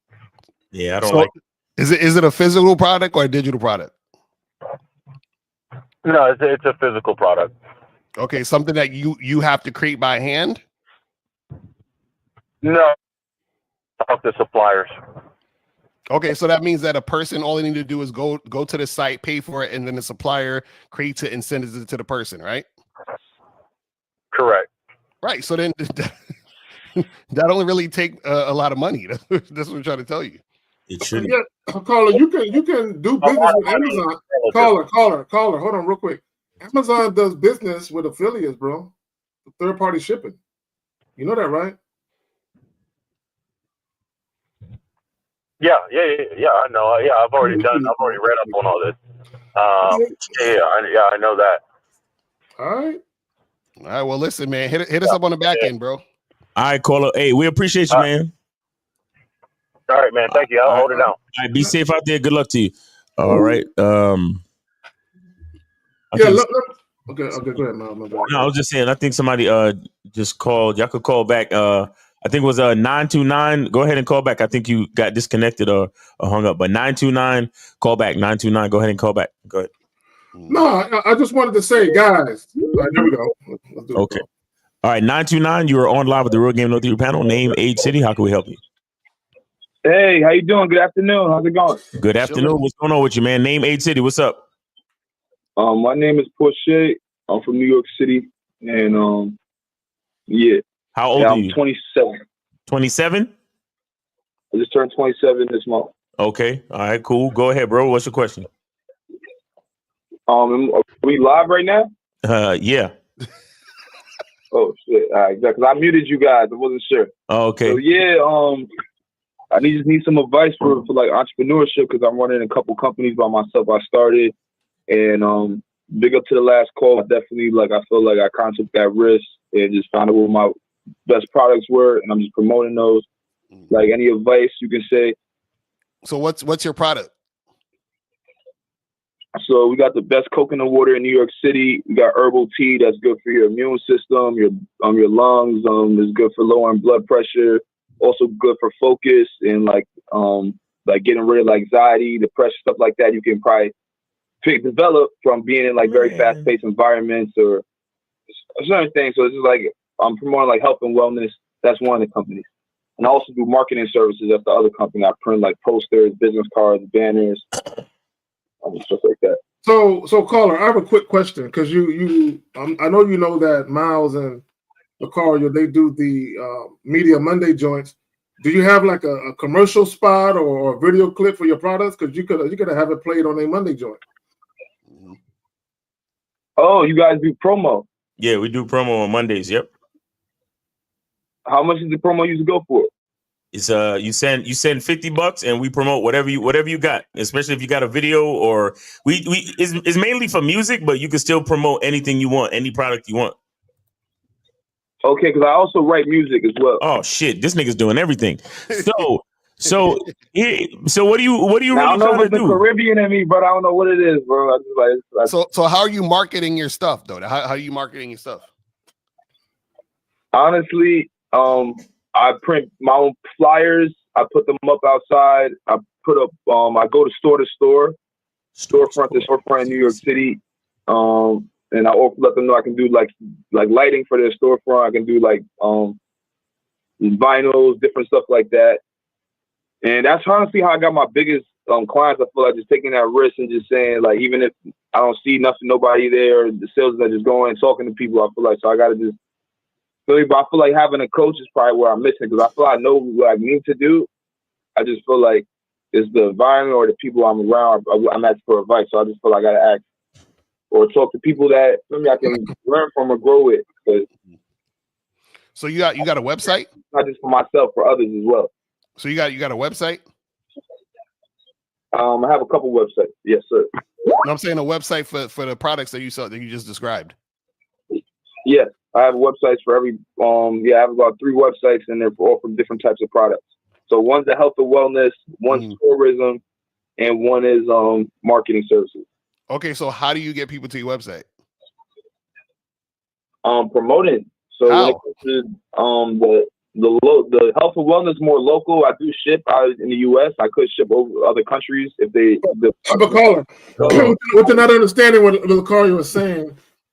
Is if you have product that you sell online, how are you promoting them online? Yeah, how are you getting people to go to www whatever? I'm not really familiar with that. I'm good with technology. I'm pretty good with typing. I'm good with doing research, but I have a lot to learn when it comes to I know it's not rocket science, but like I said, that's why I said I got to invest in a coach. The 50 will be dope. Doing because this is what you got to understand. So I'll just the coaching thing. So this is what I'm saying. Name me one of your products on your website. I'm gonna say the herbal tea. That's good for people that smoke or people that are dealing with asthma. So it has What's the name of it though? What's the name of it? What's the name of the product though? It's just it's like an herbal tea. It's not really. It's just the ingredients. It's a chamomile ginger iced tea with So it doesn't have an actual name. So that means I could just go anywhere. You think I should get more into labeling and focus on more getting into stores and not really having that? Yeah, but that's the thing. Look, I have soap. My soap is called masculine identity soap, nigga. Here's what you're doing. You're just saying, yo, what's one of your products? Soap.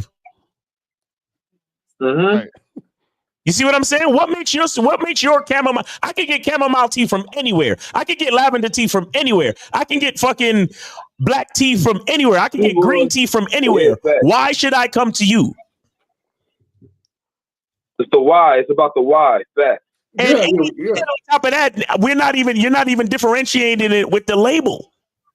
You just like, oh well, it's just the ingredients. It's just the tea. You know what I'm saying? It's herbal. It's herbal. Before I even do any of the product, you think I need to focus on the marketing? You feel like marketing is like what I'm saying is you don't have a product. You don't really have a product, bro. You don't have a product because I could go anywhere and get what you talking about. So you ain't differentiating. You ain't got nothing. You don't have nothing to pull me in. You don't have nothing to make me buy from you. So directly. I do have the product, brother, because I also sell it by the pound. So I sell everything I'm making. I can give it to you bottles. We also have a service, a home care service that we can go to the home and make the drinks for the person and teach them how to make it to themselves until they can do it on their own. Or people that are maybe like handicapped, elderly, or whatever that can't do it. How do you promote all of this? Because you're talking about products and service. How do you promote this? I need to step that up. That's do you have a video? Do you have a video of a cute demure chick going to an elderly person's home and mixing the tea and the drinks for them and them smiling and talking about how before they started drinking the shit they had mad back pain and shit, but now since they started drinking it they feel better? Do you have anything like that? How much is your coaching, brother? How much is the?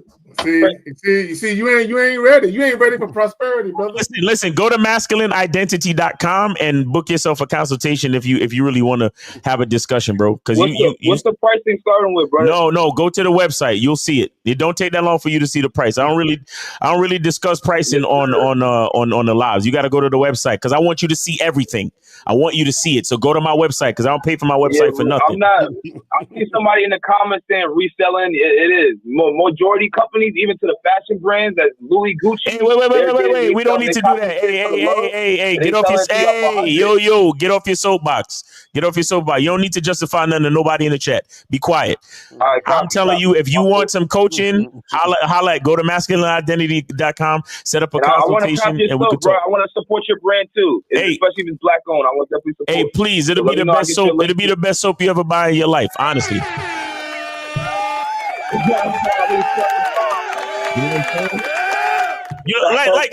Look at this shit. Look, you a DJ too, man. Look, check this shit out. Check this shit out. Oh yeah. Oh, I got candles. No, nigga, I got silverback seduction candles, and this candle in particular is called the G-Spot. You can't find this nowhere else. Right. You gotta go to Mr1950.com to get this. This is what you gotta understand about branding, bro. Mm-hmm. It's not just a fucking candle. You could go anywhere and get a candle. But you're never going to find a silverback seduction G-Spot candle anywhere else but Mr1950.com. You could get soap anywhere. You're never going to find masculine identity natural luxury soap anywhere but masculineidentity.com.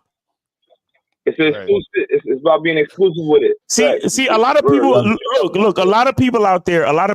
Because I've been in those systems where people do resale situations. And even when there's a resale situation, as long as you stay within within the regulations, you can rebrand your service or rebrand the product to a certain extent without bothering the mother company, so to speak. So yeah, we got a lot to talk about, bro. Get yourself a consultation, bro. All right. Yes, sir. We'll do. Appreciate y'all time. Hope everything blessed on y'all side, family, business, life-wise. Appreciate your time. And yeah, Hope you have a blessed one. All right, take everybody on the chat, everybody on the live. Keep doing y'all thing. Pick up yourself. Good advice. All right, take it easy, hustle, man. Take it easy, bro. All right now. All right, 978. You are on live with the Real Game No Theory panel. Name, age, city. What's up? Hey, what's up? My name is Ish. I'm from Boston, and I have a story, but I'm just going to skip to the question.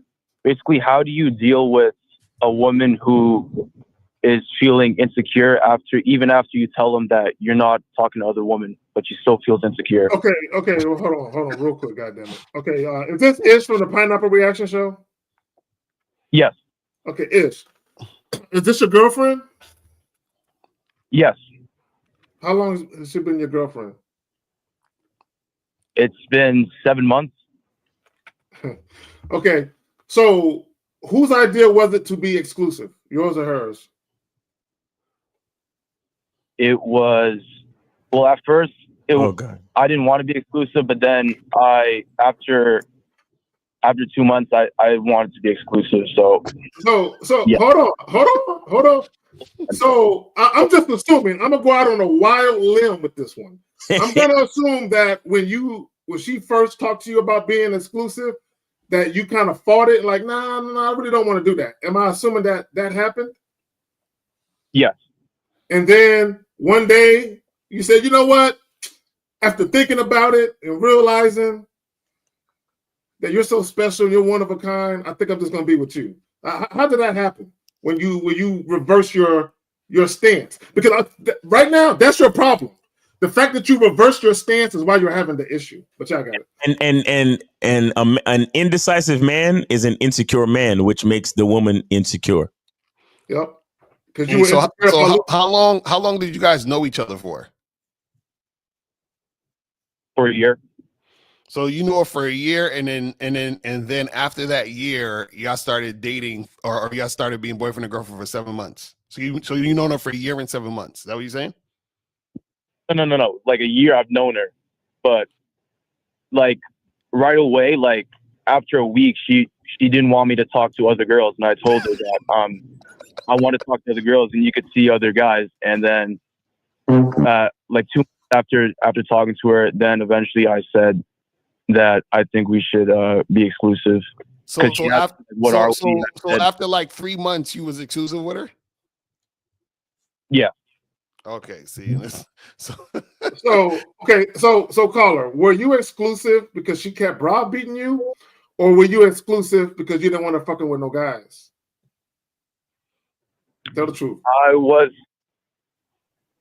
exclusive because I felt like she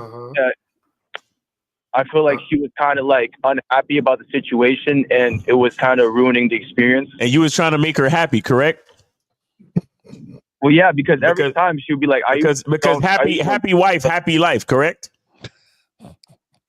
No. So why if it's no, then why are you so focused on making her happy?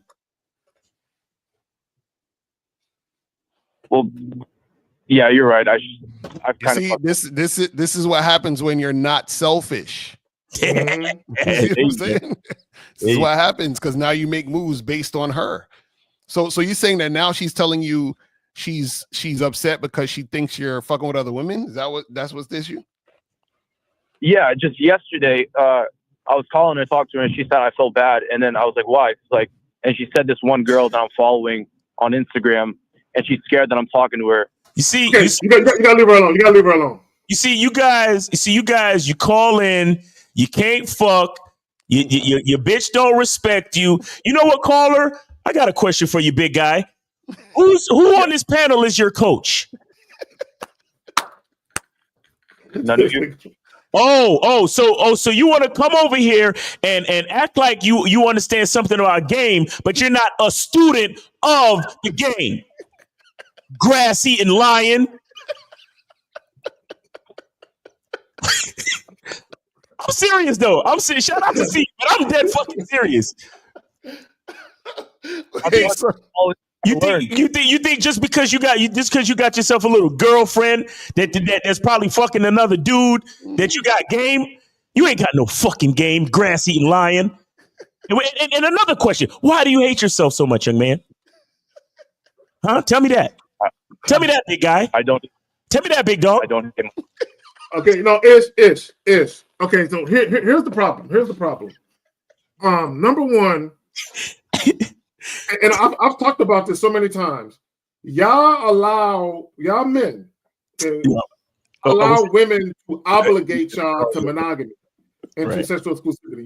You allowed her, and then she hit you with the tears and the sad face and a long face, and you're like, baby, I don't like seeing you sad. Tell me what I can do to make you smile again. Don't fuck with no other chicks. It's done. They're done. I'm deleting them right now. Look, Krista's gone. Michelle, Regina, I'm done. Then, but let me on a real note. Let me say this. Let me tell you why you need to get rid of her. The fact that she is following you on social media just so she can go to your post and look at the bitches liking your pictures and shit, and then call you out about it, right, bro? You got to get rid of her. Let me just say this, and it's just what I need you to understand. You're dealing with an insecure woman who has low self-esteem. She's territorial and she's possessive. It gets worse. It gets worse from here, because I'm gonna tell you what's gonna happen next. What's gonna happen next? Any woman that she thinks is liking your post too much, she's gonna reach out to them on the back end and get into an argument with them on Facebook Messenger. I'm telling you, that's gonna happen next, right? You're fucking with a chick that ain't got it right here in the head because she's questioning you about social media and you're taking it. But also, I need you to understand, her wanting you to be faithful to her is strictly about securing her insecurities. It's for no other reason other than that. But y'all got it. Right. Wait, Ish, how old are you? I'm 19. Oh my god, y'all niggas is young as hell. And how old is this girl? Huh? She's 20. Okay. Yeah, y'all young, you know, youngins don't really know too much, but this is the thing, man. You want to fuck other girls, yes? Yes. Okay, so that's what you should be doing. Period. Okay. And so if she's not with that, then you get rid of her. That's it. It's really that simple. Okay. Look, Ish, fuck what she wants. And I'm just gonna tell you what it is. Fuck what she wants unless it's what you want.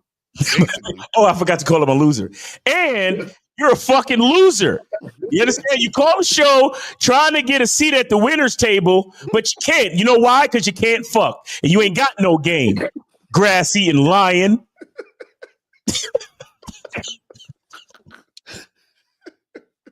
All right, well, I appreciate it, guys. Thank you. All right, man. Yeah, it's goddamn. What y'all? These women got y'all niggas making life choices and shit. Like, that's what I'm saying. I'm like, yo, these dudes. Y'all let women come into y'all life and they just tell y'all what to do. Don't do. Look, and here's the thing. Okay, the unmitigated gall and the audacity of a bitch to tell me what to do with my dick. That's what I'm saying. Like, come on, man. I'm like, you 19, nigga, 19, bro. You should be out there going crazy. What are we talking about with this bullshit, man? Y'all is wild out here. Y'all let women tell y'all. I mean, we can see each other, but if you want access to this, I got to be the only one. Like, I'm hitting her with the. I'm walking off. Like, what are you talking about? Like, y'all literally, guys. Look, and this is what y'all have to understand. Y'all gonna have women who disrespect you all the time, and I'm telling you right now, a woman who goes and follows you on social media and then comes back to you and question you about whose pictures or that you're liking, or women that are questioning. I don't like that bitch that just hearted your fucking story. Right. That chick she's disrespectful to even come at you with that energy. Thanks. All right, so we got 781. You're on live with the Real Game No Theory panel. Name, age, city. How can we help you? George, 24, Boston. Thank you for taking the call. George, 24, the Boston. question. Go ahead. No, I'm just repeating. George, 24, Boston. All right, go ahead. Yeah. So the question is, would you say that like the game, right? And you know, I know there's many facets to the game, but would you say like the game's kind of more learning about what's stopping you from being your most authentic self as opposed to like learning what to like say specifically? And I guess like an example I can give is like you guys talk about how like PUAs, they tell you what to say and stuff like that, right? But you tell us more about different beliefs. And I've been noticing myself, I've been being more like authentic, right? Just in general with people and women specifically too. And the biggest thing that I've noticed is that it wasn't necessarily that I didn't know what to say. It was the beliefs that I had that stopped me from saying those things that I wanted to say. So would you say that's kind of like what it's about, identifying those beliefs and getting rid of them? So this is what I'll say, caller, and I'll simplify it, and then I'll give it to the fellas and pause, and then they can let you know how they feel about it. For me personally, right, the PUAs, they make everything about women and pussy. That's it. They make everything, and then they try to act like they're teaching y'all shit about manhood by throwing the word dominant and value and all that shit in, and they throw buzzwords into it to act like it's about man shit, but it's not about man shit. It's about pussy hungry motherfuckers that was never used to fucking, and now they figured out a way to lie to bitches to get pussy, right? And that's all they do, right? What we talk about, right, is understanding yourself, and that you should look at the world strictly through your lens and not through the lens of others where you're worried about what other people think. It's about you, the man, and you getting what you want out of life. Yeah. Also, I would say this. So, because I caught something you said. You said, is it about knowing what to say, right? So what happens is, and also with the pickup artist guys, is that what they're teaching guys is if you say these things or do these things, then either it's guaranteed this is going to happen or it's more likely this is going to happen, right? So a lot of guys think there's this formula to make something go down. What happens is when you actually have game, right? That is a better understanding of yourself, which means you have the experiences with women that let you know what you should be saying to get what you want. You understand what I'm saying? So there's no thing that you need to say. The things that need to be said are going to be said as a result of you having game. This is why they say game recognizes game, because what happens is that there's a synergy between all of us, even though we may do things differently. So like I always say, I might say 5 + 5 is 10. K-Zaga might say 9 + 1 is 10. Miles might say 8 + 2 is 10, but we all understand how to get to 10. You understand? Because we have our own identities and how we do things. But what's similar is because we do things on our terms, right? This is why we can relate to each other. So the thing is that because we do things on our terms and we actually experience women in real life, right? We start to understand women because we understand ourselves. This is how the game works. So the problem is with PUAs is that they're very surface level. They're trying to manufacture reactions versus actually having real authentic interactions with women. I'll give you an example. What a PUA would say is, pretend you don't like the girl, right? So the reason why they're saying that is because what happens is pretending to not like her creates tension. Tension creates attraction. But what happens is that in those situations, it's artificial, it's manufactured, it's not real. So there has to be actual real tension between you and a woman for her to actually be attracted to you. So if I'm pretending to act like I don't like her, all she's doing at this point is chasing my validation. What needs to happen is what creates actual tension between you and a woman is a woman being attracted to you and her not knowing if she can get you or not. Because she's like, this guy is so fucking awesome, so cool. I'm attracted to him, and I'm hoping, praying, wishing that this will go in the direction that I want it to go. That's the tension. But it's natural based on who you are. She recognizes a man when dealing with you. That's real, actual tension between you and the woman. It's like, oh, are we going to have sex or are we not going to have sex? He said he's going to call me, but is he going to call me? And the reason why she's questioning that is because she probably doesn't even believe you will call her. Why? Because she thinks you're so attractive. Why would he call me? He has all these other... And so what happens is you understand this and know this as you do what you do.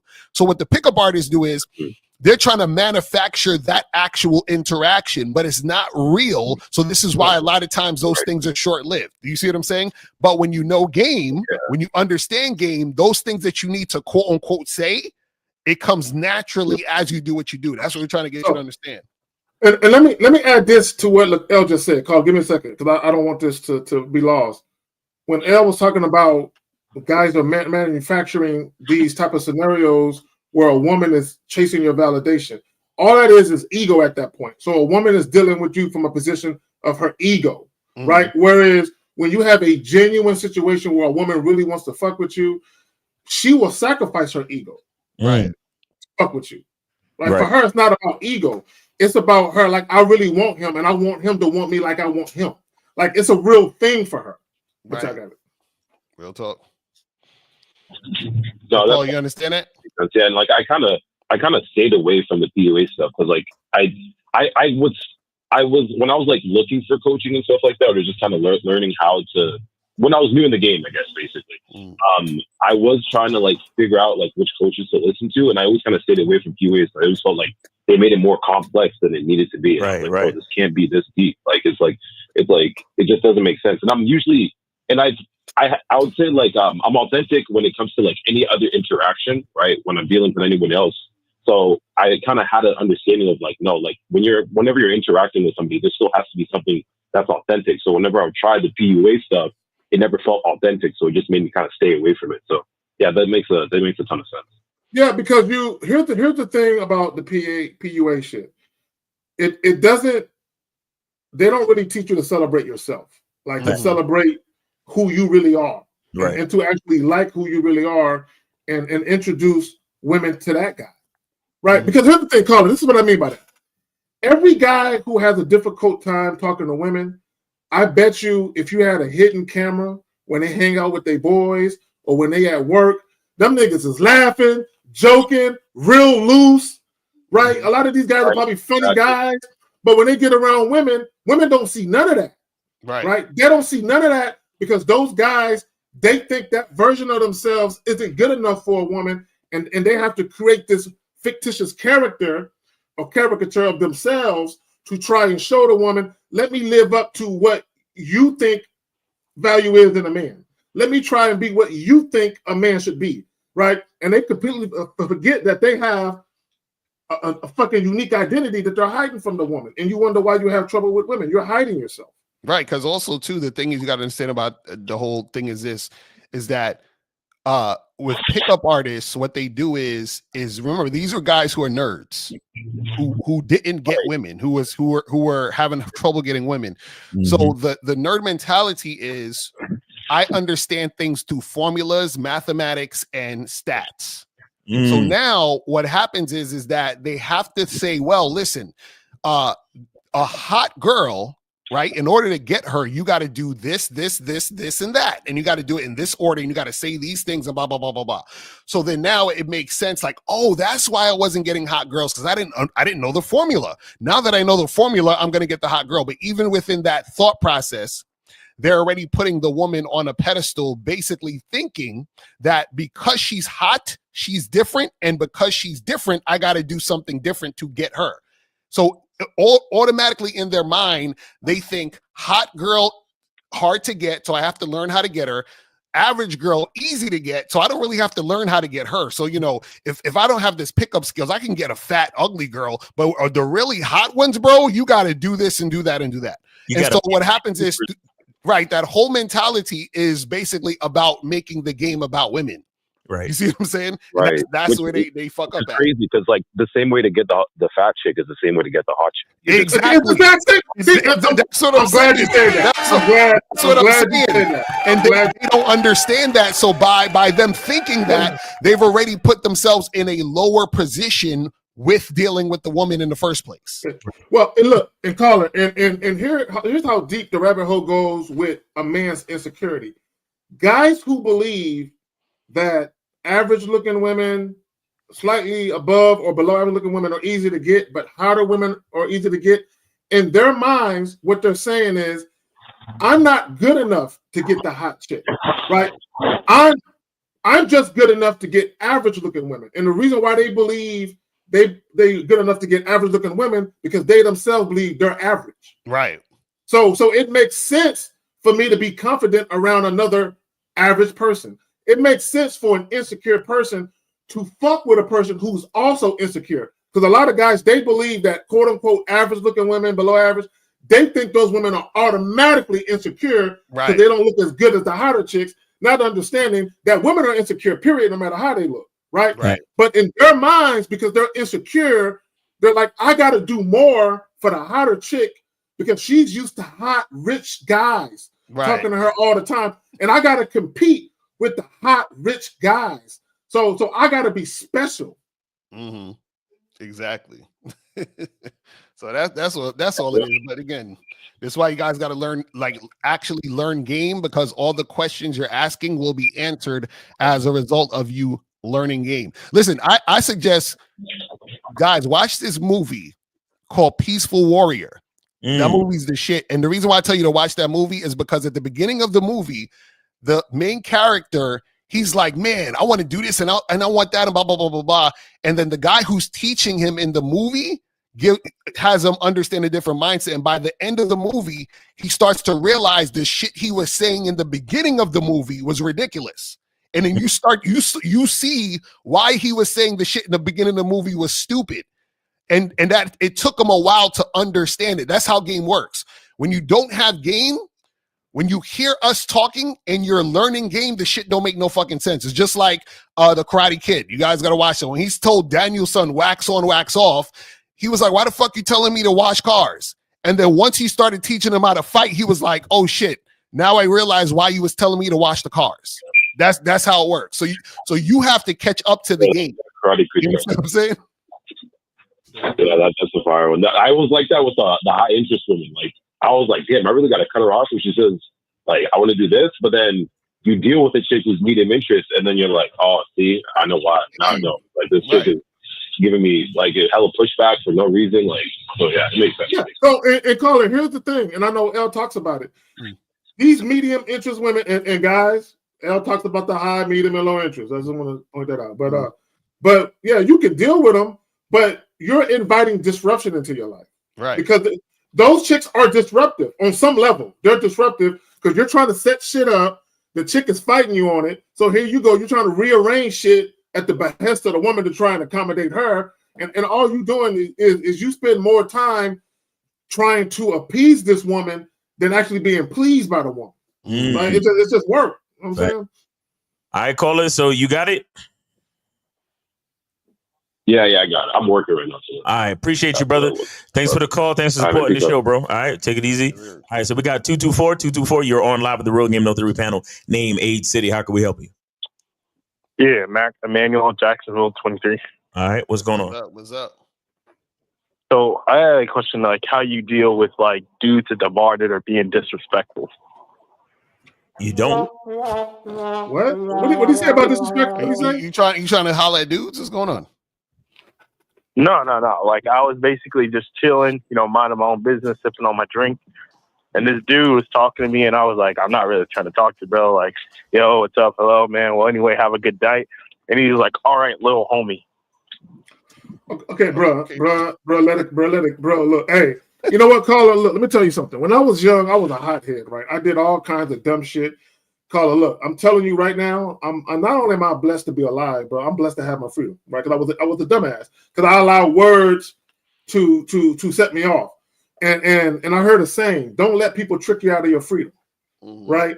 And at this juncture, what I realize is words don't bother me, and all my life I've been choosing to let words bother me, right?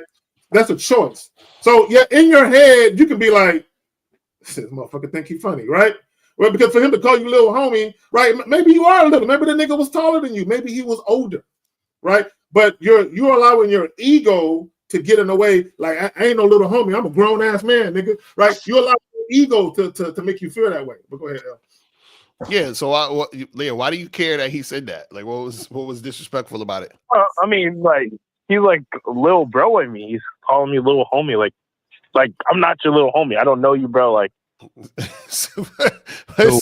was he older than you?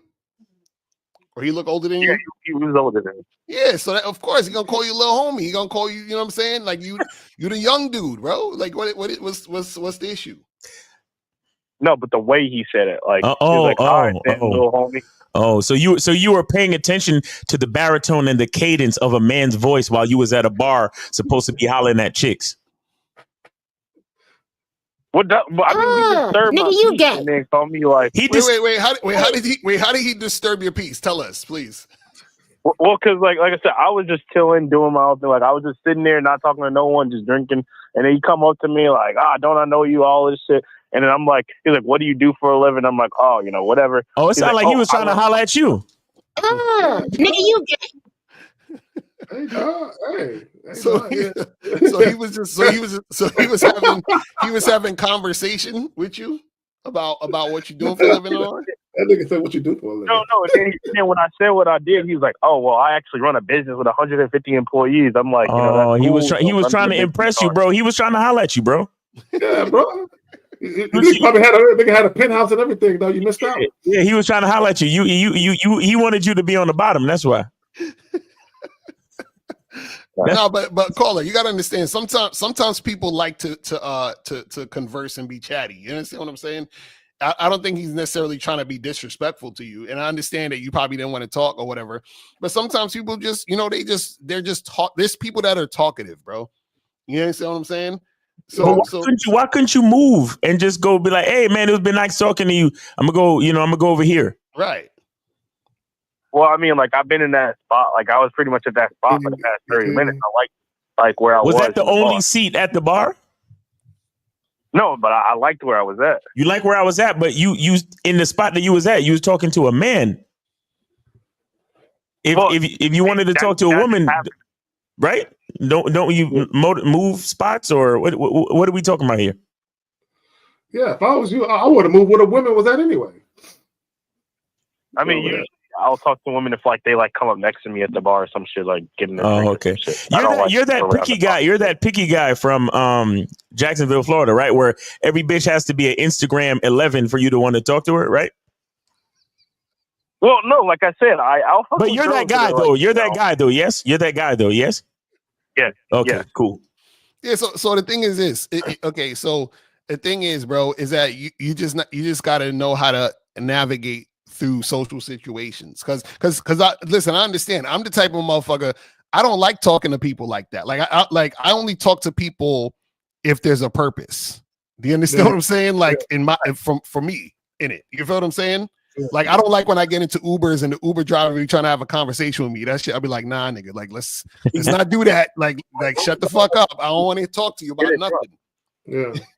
You understand what I'm saying? But the thing is that if a person is talking to me, I still know how to move the conversation to the point where we're not going to talk anymore. You understand? Like Miles is saying, you say, hey man, well, it's good talking to you, blah, blah, blah, whatever. And then you just keep it pushing. Yep. You see what I'm saying? Okay.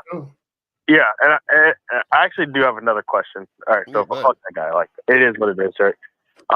But okay. So how do you deal? So there's a girl that I had met before I started listening to you guys. And so like I wasn't like on nothing, right? And now I've kind of switched it up and she's kind of giving me signs, but like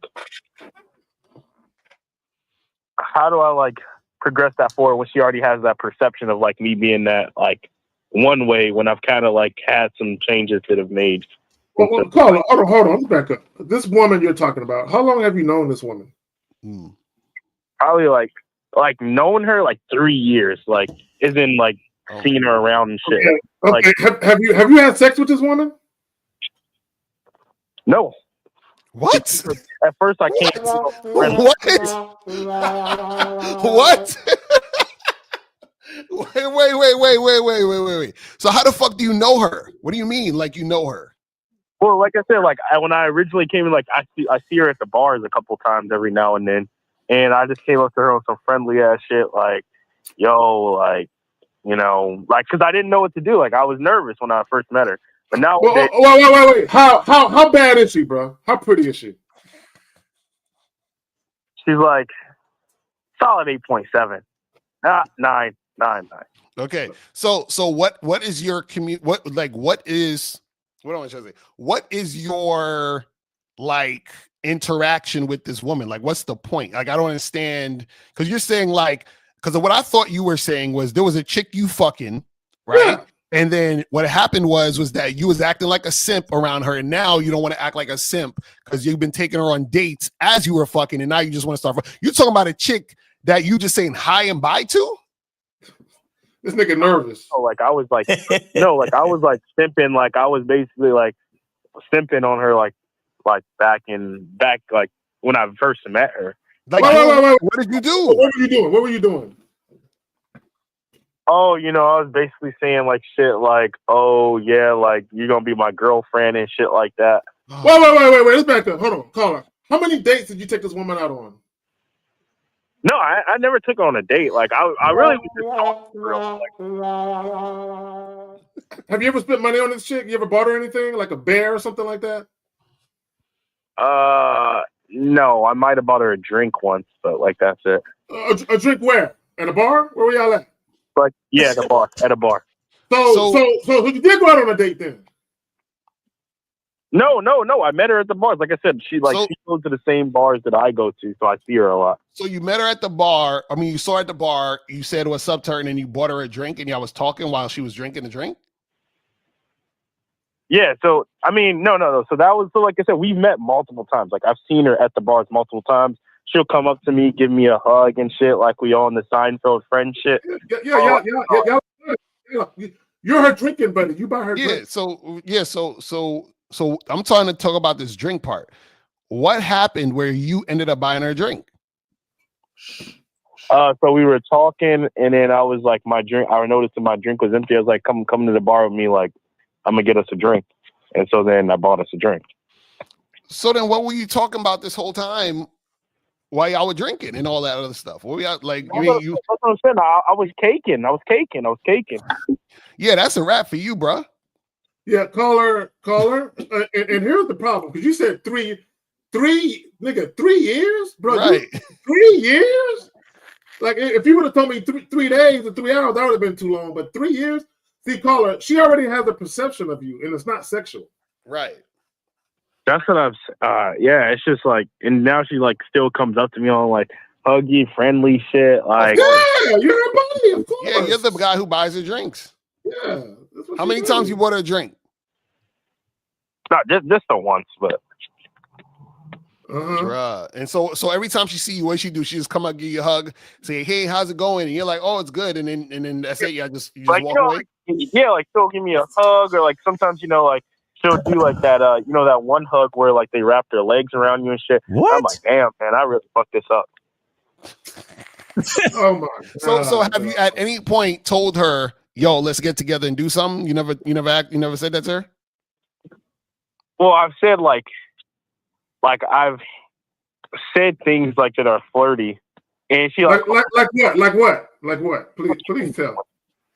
Please tell us. Okay, so like for example, I happened to see her out on Valentine's Day last week? 2 weeks ago. I don't remember when it was. It was like a week ago. Of course. How convenient, but go ahead. But yeah. So then I came up to she came up to me, excuse me. She came up to me and I was like, "Oh, what's up?" I was like, "You looking like you need some chocolate in your mouth right now." And she's like, "Oh, that was a good one." And I'm like, man. You need to look. You need to go to. Hey, can it get to consultations for Lucario on Shop Lucario or Mr. Lucario? Nah, Mr. Lucario. Go to MrLucario.com and set up a coaching session, man. You need to go to MrLucario.com and set up a coaching session.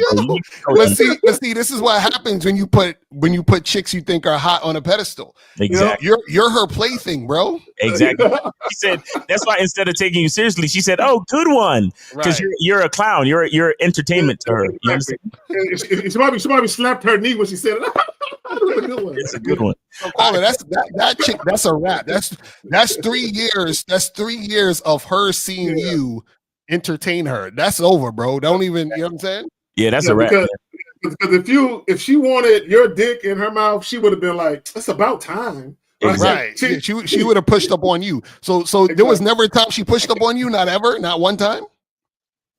No. So during Halloween last year, like she was wearing this like nice bunny girl outfit. She came up on me close and like I was grabbing on the ass and shit like that, and I smacked it a couple times. Entertainment. But did she stick her tongue down your throat? Did she stick her tongue down your throat and tell you to fuck her? No. Entertainment. You're just entertainment to her. So right. And it sounded like you never gave her any instructions. She was feeling herself because she was wearing the slutty Halloween outfit and she just wanted some attention, my bro. Yeah, you were the evil booth. Get some coaching from Lucario. Go to MrLucario.com and schedule some coaching, bro. We got a bunch of other calls already on overtime. Yeah, right. All right, so take it easy. All right, and then we got 516. You are on live with the Real Game No Theory panel. Name, age, city. What's up? 516. 516 once. 516 twice. All right. So we got 862. 862, you are on live with the Real Game No Theory panel. Name, age, city. How can we help you? 862, go ahead.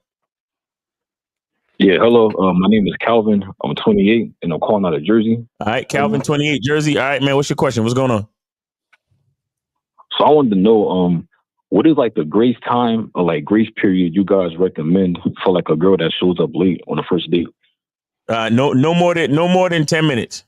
Okay. This is what I would say. If she doesn't call or text me and tell me she's running late, 5 minutes. But after she get there, I'm checking her ass though. But go ahead. Yep.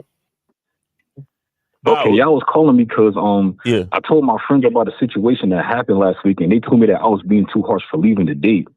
Oh, your friends are bitch ass niggas, and you should stop being their friend immediately. Wait, how long the girl took? Like what she said? How late was she? She showed up about 40 minutes late. Oh hell no! Hell no! You see how I knew? You see how I knew? I left. No. How long did you sit there before you left? 40 minutes, nigga. I sat there for 30 minutes. Yeah. When I called her 5 minutes, and she was just leaving the house like 5 minutes before we were supposed to meet up. Nah, bro, you sat there for 20 minutes, way too long, homie. Wait, you said she hit you up 5 minutes before y'all supposed to meet? Yeah, and she didn't even leave the house yet. And you went to the spot to meet her, or you was already there at that point? Yeah, I showed up like 15 minutes early to kind of set everything up before she came. Okay, so you was already there. So if she would have told me, "Hey, I'm on my way," and it was 5, I'd have been like, "Stay home." Yeah, I'm stay home. Yeah, that's crazy. That's crazy. And again, your friend. How old are you again? You said 24. I'm 28. 28. And are your friends around your age? Or they younger? Yeah. And they telling they're you my age and older. They telling you that you are being too harsh by leaving? Yeah. For a chick that was 40 minutes late?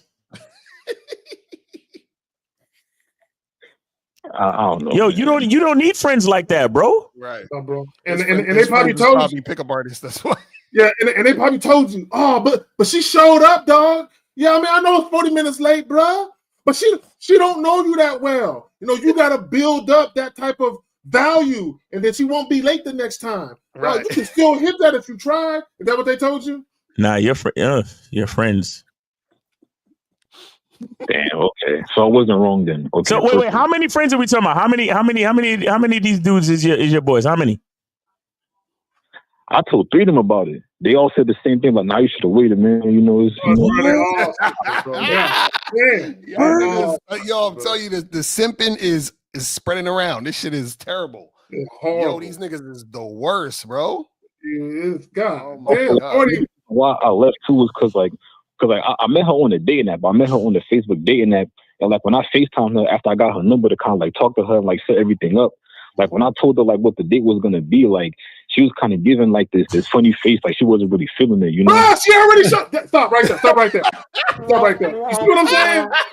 Y'all see what I'm saying? Meet interest. I tell y'all think I'm joking with this shit. We make videos. We do these live streams, and I mean there are so many reasons why we do it. But one of the things that we tell you guys, we give you guys warnings. We tell you guys about red flags. Yo, man, if you meet a chick and she not conducting herself like this, don't fuck with her. Right. But she's already showing you that she ain't really about it. And so when she was 40 minutes late, that was consistent with what she was already showing you. You just ignored it. Mm-hmm. That's a fact. I'm telling you, y'all be having hope. I swear, y'all be like, yo, caller, who on here is your coach? I'm on the bad boy right now with Lucario. Schedule a consultation, bro. You need coaching for real. Hit me up for coaching, Jesus. Well, speaking of the bad boy membership, when's the last time you actually watched a video? Right. Actually, this morning. Oh yeah, all right. Good. You need to binge watch as soon as you hang up. Yeah, you need to take notes. You need to get that coaching. That's a fact, because that's crazy. Yeah, consult. Go to MrLucario.com and get a consultation set up, man. You need coaching. All right. Appreciate you, bro. Thanks for the call. Thanks for sharing your story. All right. So we got 516. You are on live with the Real Game No Theory panel. Name, age, city. What's up? Sandra from Long Island, New York. What's up? The reason why I'm calling is because it seems like you guys like to belittle women. And Okay, tell us. I'm curious.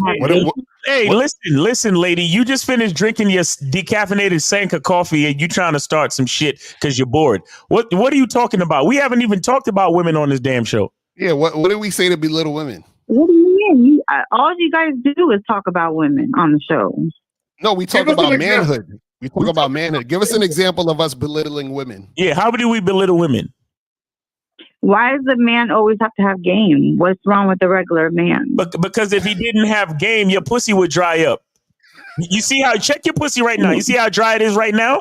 That's because it's not dry. I'll tell you that much. I'm sure it's dry. Wait a minute. Hold on. Let's explore this. So you said your pussy is wet right now?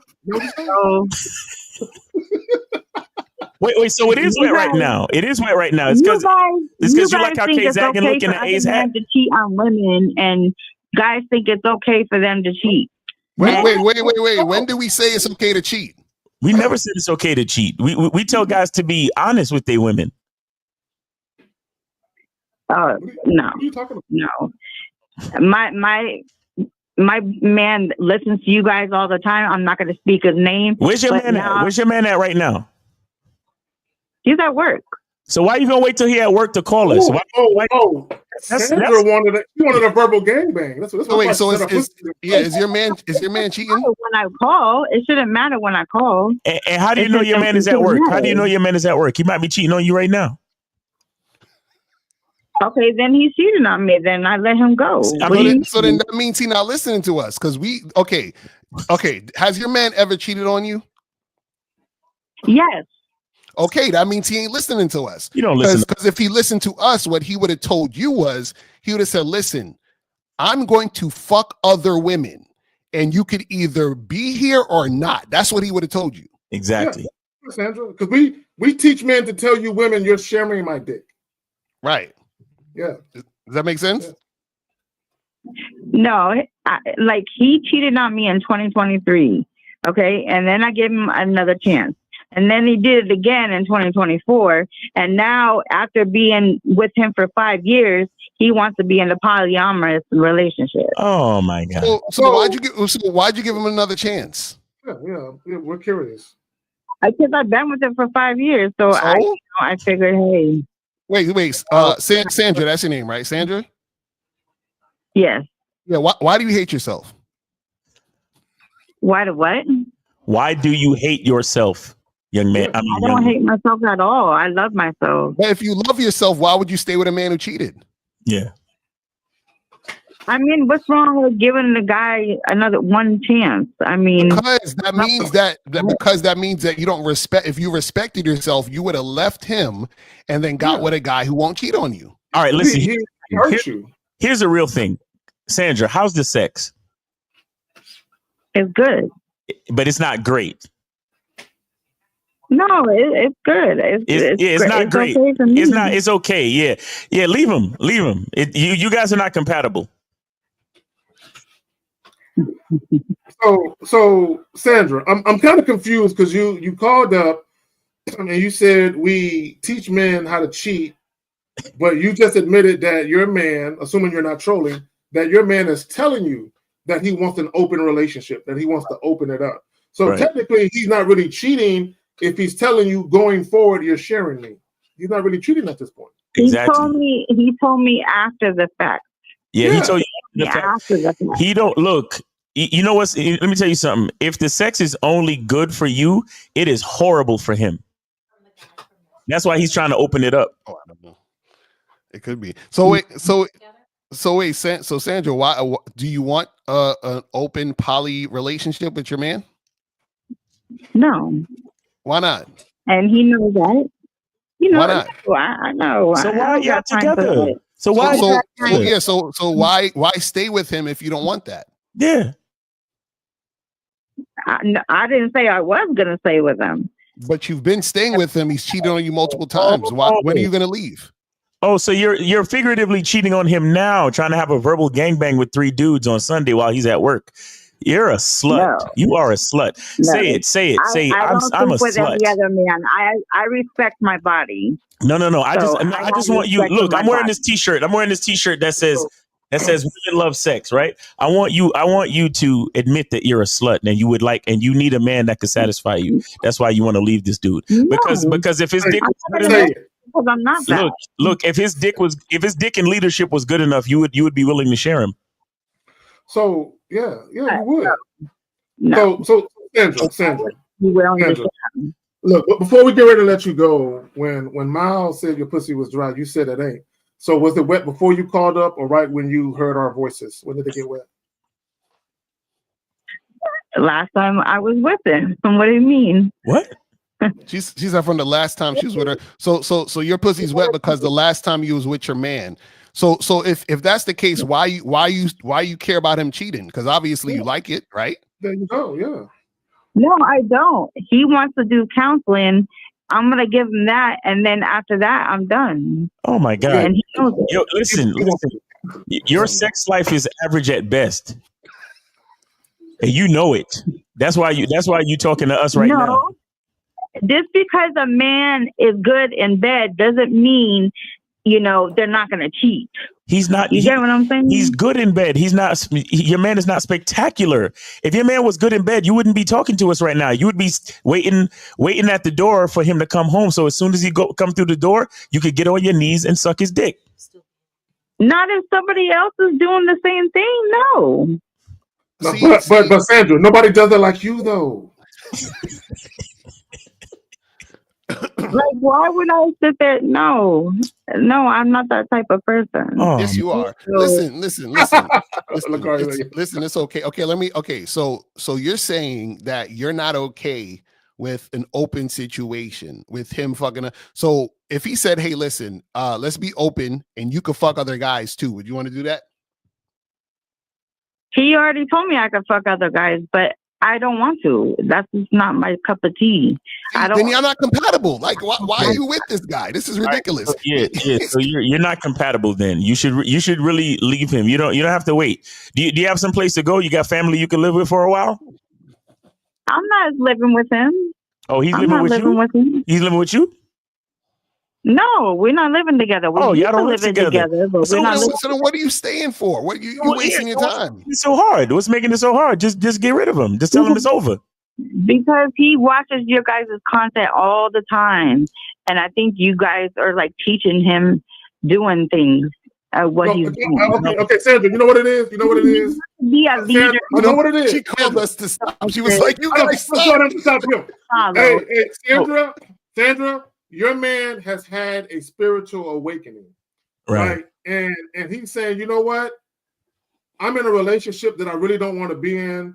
I need to change the terms and conditions of this relationship to fit my own unique personality. And damn it, I want to share myself with other women. To fit his own masculine identity. Now, are there kids involved, Sandra? No. Okay, good. All right, good. Listen, you need to he's staying with you out of pity right now. I just want you to know that. He's still with you out of pity because his spiritual, he started watching us and he realized that he needs to be honest, but he's still worried about your feelings. That's the main reason why he's still with you.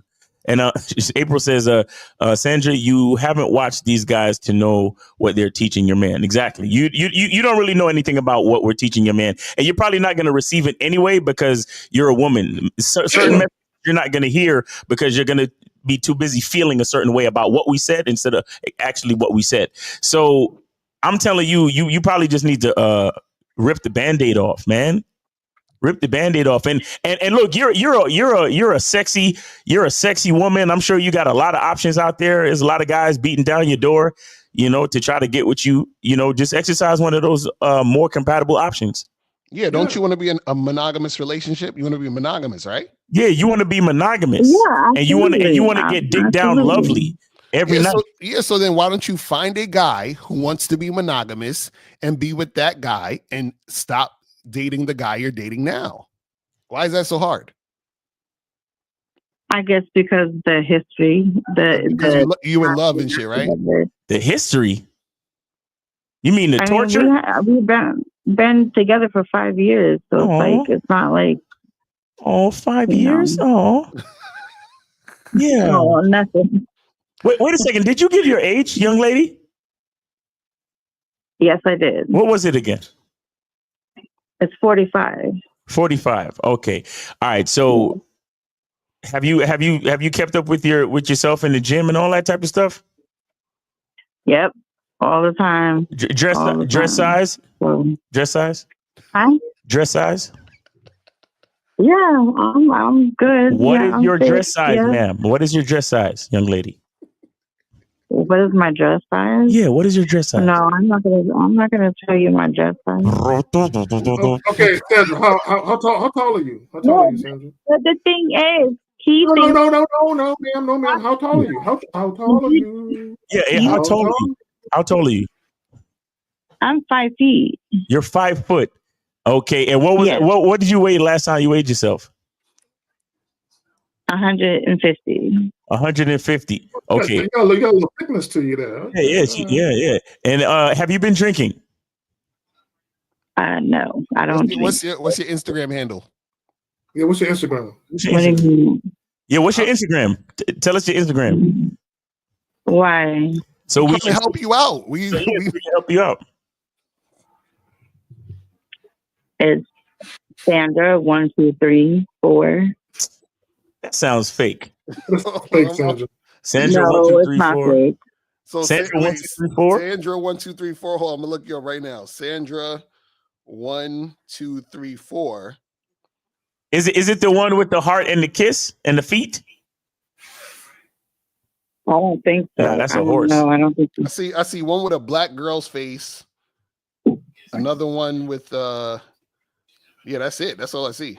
Sandra Labardo? This nigga said the whole name.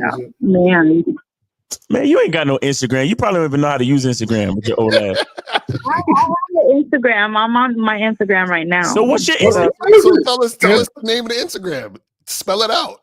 It's SANDRAA_1298. Oh my God, that's a whole different thing. Come on, man. Come on, man. Right. Oh, wait, Mans in them? All right. Okay, hold on. Okay. Wait, let me make sure. I don't know who that is. Is the first picture you? Yes. From 1986?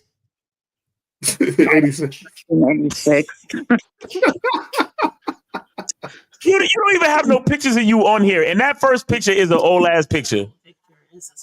No, it's not that long ago. Oh, yeah. Honestly. So the best picture to see how you look now is your profile.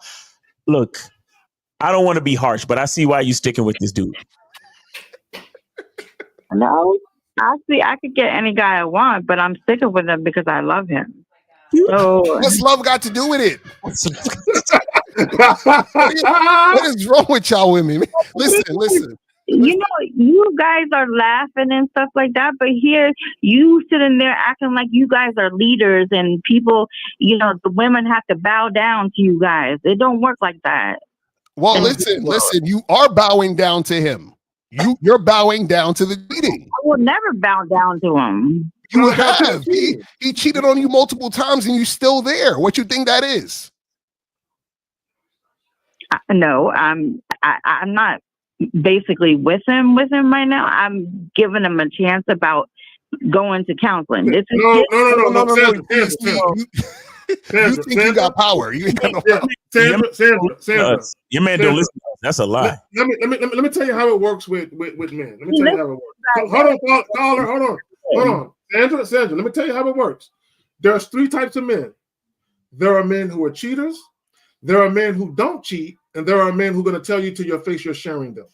Okay? Your man is a guy who wish he could tell you to your face you're sharing him, right? So he cheated because that's what he would rather do. He wants variety, right? The counseling thing, your man isn't sick, right? He doesn't need therapy, right? He wants to fuck other women. That's not going to change. All right. But somehow, some way, he said that he wants to do counseling. I don't know the reason why he wanted to. He's saying that to appease you and pacify you. You can't see that, woman? He's saying that to simply get you off his back. That's all. Well, I just want to say this. You claim that you claim that the reason why you having issues in your relationship is because he listened to us. Listen, we would not have told him to go to counseling. Exactly. We would not have told him that. So he's doing that. Told him. He did on his own. Yeah, he's doing that on his own accord. Exactly. I do believe that. Exactly. Right, and he did the cheating on his own because he doesn't have any game. So if he was listening to us, he would have told you he's gonna fuck other women. He didn't tell you that. He cheated on you. And what I'm saying is that you're already bowing down, quote unquote, to him because you're cool with the cheating. Huh? So he cheated on me, and then he said after he cheated on me, he said I want to be in a polyamorous relationship. But this is after the fact he cheated on me in 2024. But Sandra, here's your reality: either stay with him and understand you're sharing him, or go off in the world by yourself. Boy, that's it, really. That's your only two options. Because understand, he's not going to stop fucking women. No. Do you understand? I want you to know that the guy you're with is going to continue to fuck other women. Yes. Period. Yes. Yeah. You understand that? That's all we're trying to get you to understand. So either you with it or you ain't. Like he's throwing the relationship down the drain. And you are. No, you okay. Hold on, stop it right there. Ladies, okay. Sandra, this is where I school you ladies. Okay, I'm gonna say something, y'all ladies ain't gonna like it, but I'm gonna tell you the truth. Ladies, if you're dealing with a man who you have to share and you don't want to be in a relationship with him because of that, you're throwing the relationship down the drain. He's not. He's saying, yo, we could be in a relationship. Just understand you're not the only one. You're making the decision to leave the relationship because you can't have it how you want it. That's a personal decision. Right. You see those long pauses? What we had, though. You said what? He threw away what we had prior. No, he didn't. He still got you. He threw away what we had prior. No. What I'm saying is you're still there. So he has no incentive to do anything that you're saying because you're still there. There you go. And check this out. A real man will never do what you're saying anyway. So either you're going to have to get with a real man or not. That's what we're trying to tell you. Do you understand what I'm saying? Like, you're still there. That's what I kept asking you. Why are you still there? But you're like, but I love him. So if you love him, then just stay there and deal with him fucking other women. Yeah, just talk about boundaries and making sure y'all use, protection and all that. Just talk about because check this out. If you really loved him, then you would be okay with him fucking other women. You know why? Because fucking other women is him. There you go. And sharing is caring too. You see what I'm saying? So you can't say you really love him and then don't want him to be himself. And then you want to be in a polyamorous relationship? Come on. Like, see, okay, I know what it is. So Sandra, I got a question for you. I got a question for you. And this might be a teachable moment. So if he would have came to you in the very beginning before y'all agreed to be monogamous, and if he would have told you, look, Sandra, I want to be with you, I care about you. Girl, I even love you a little bit.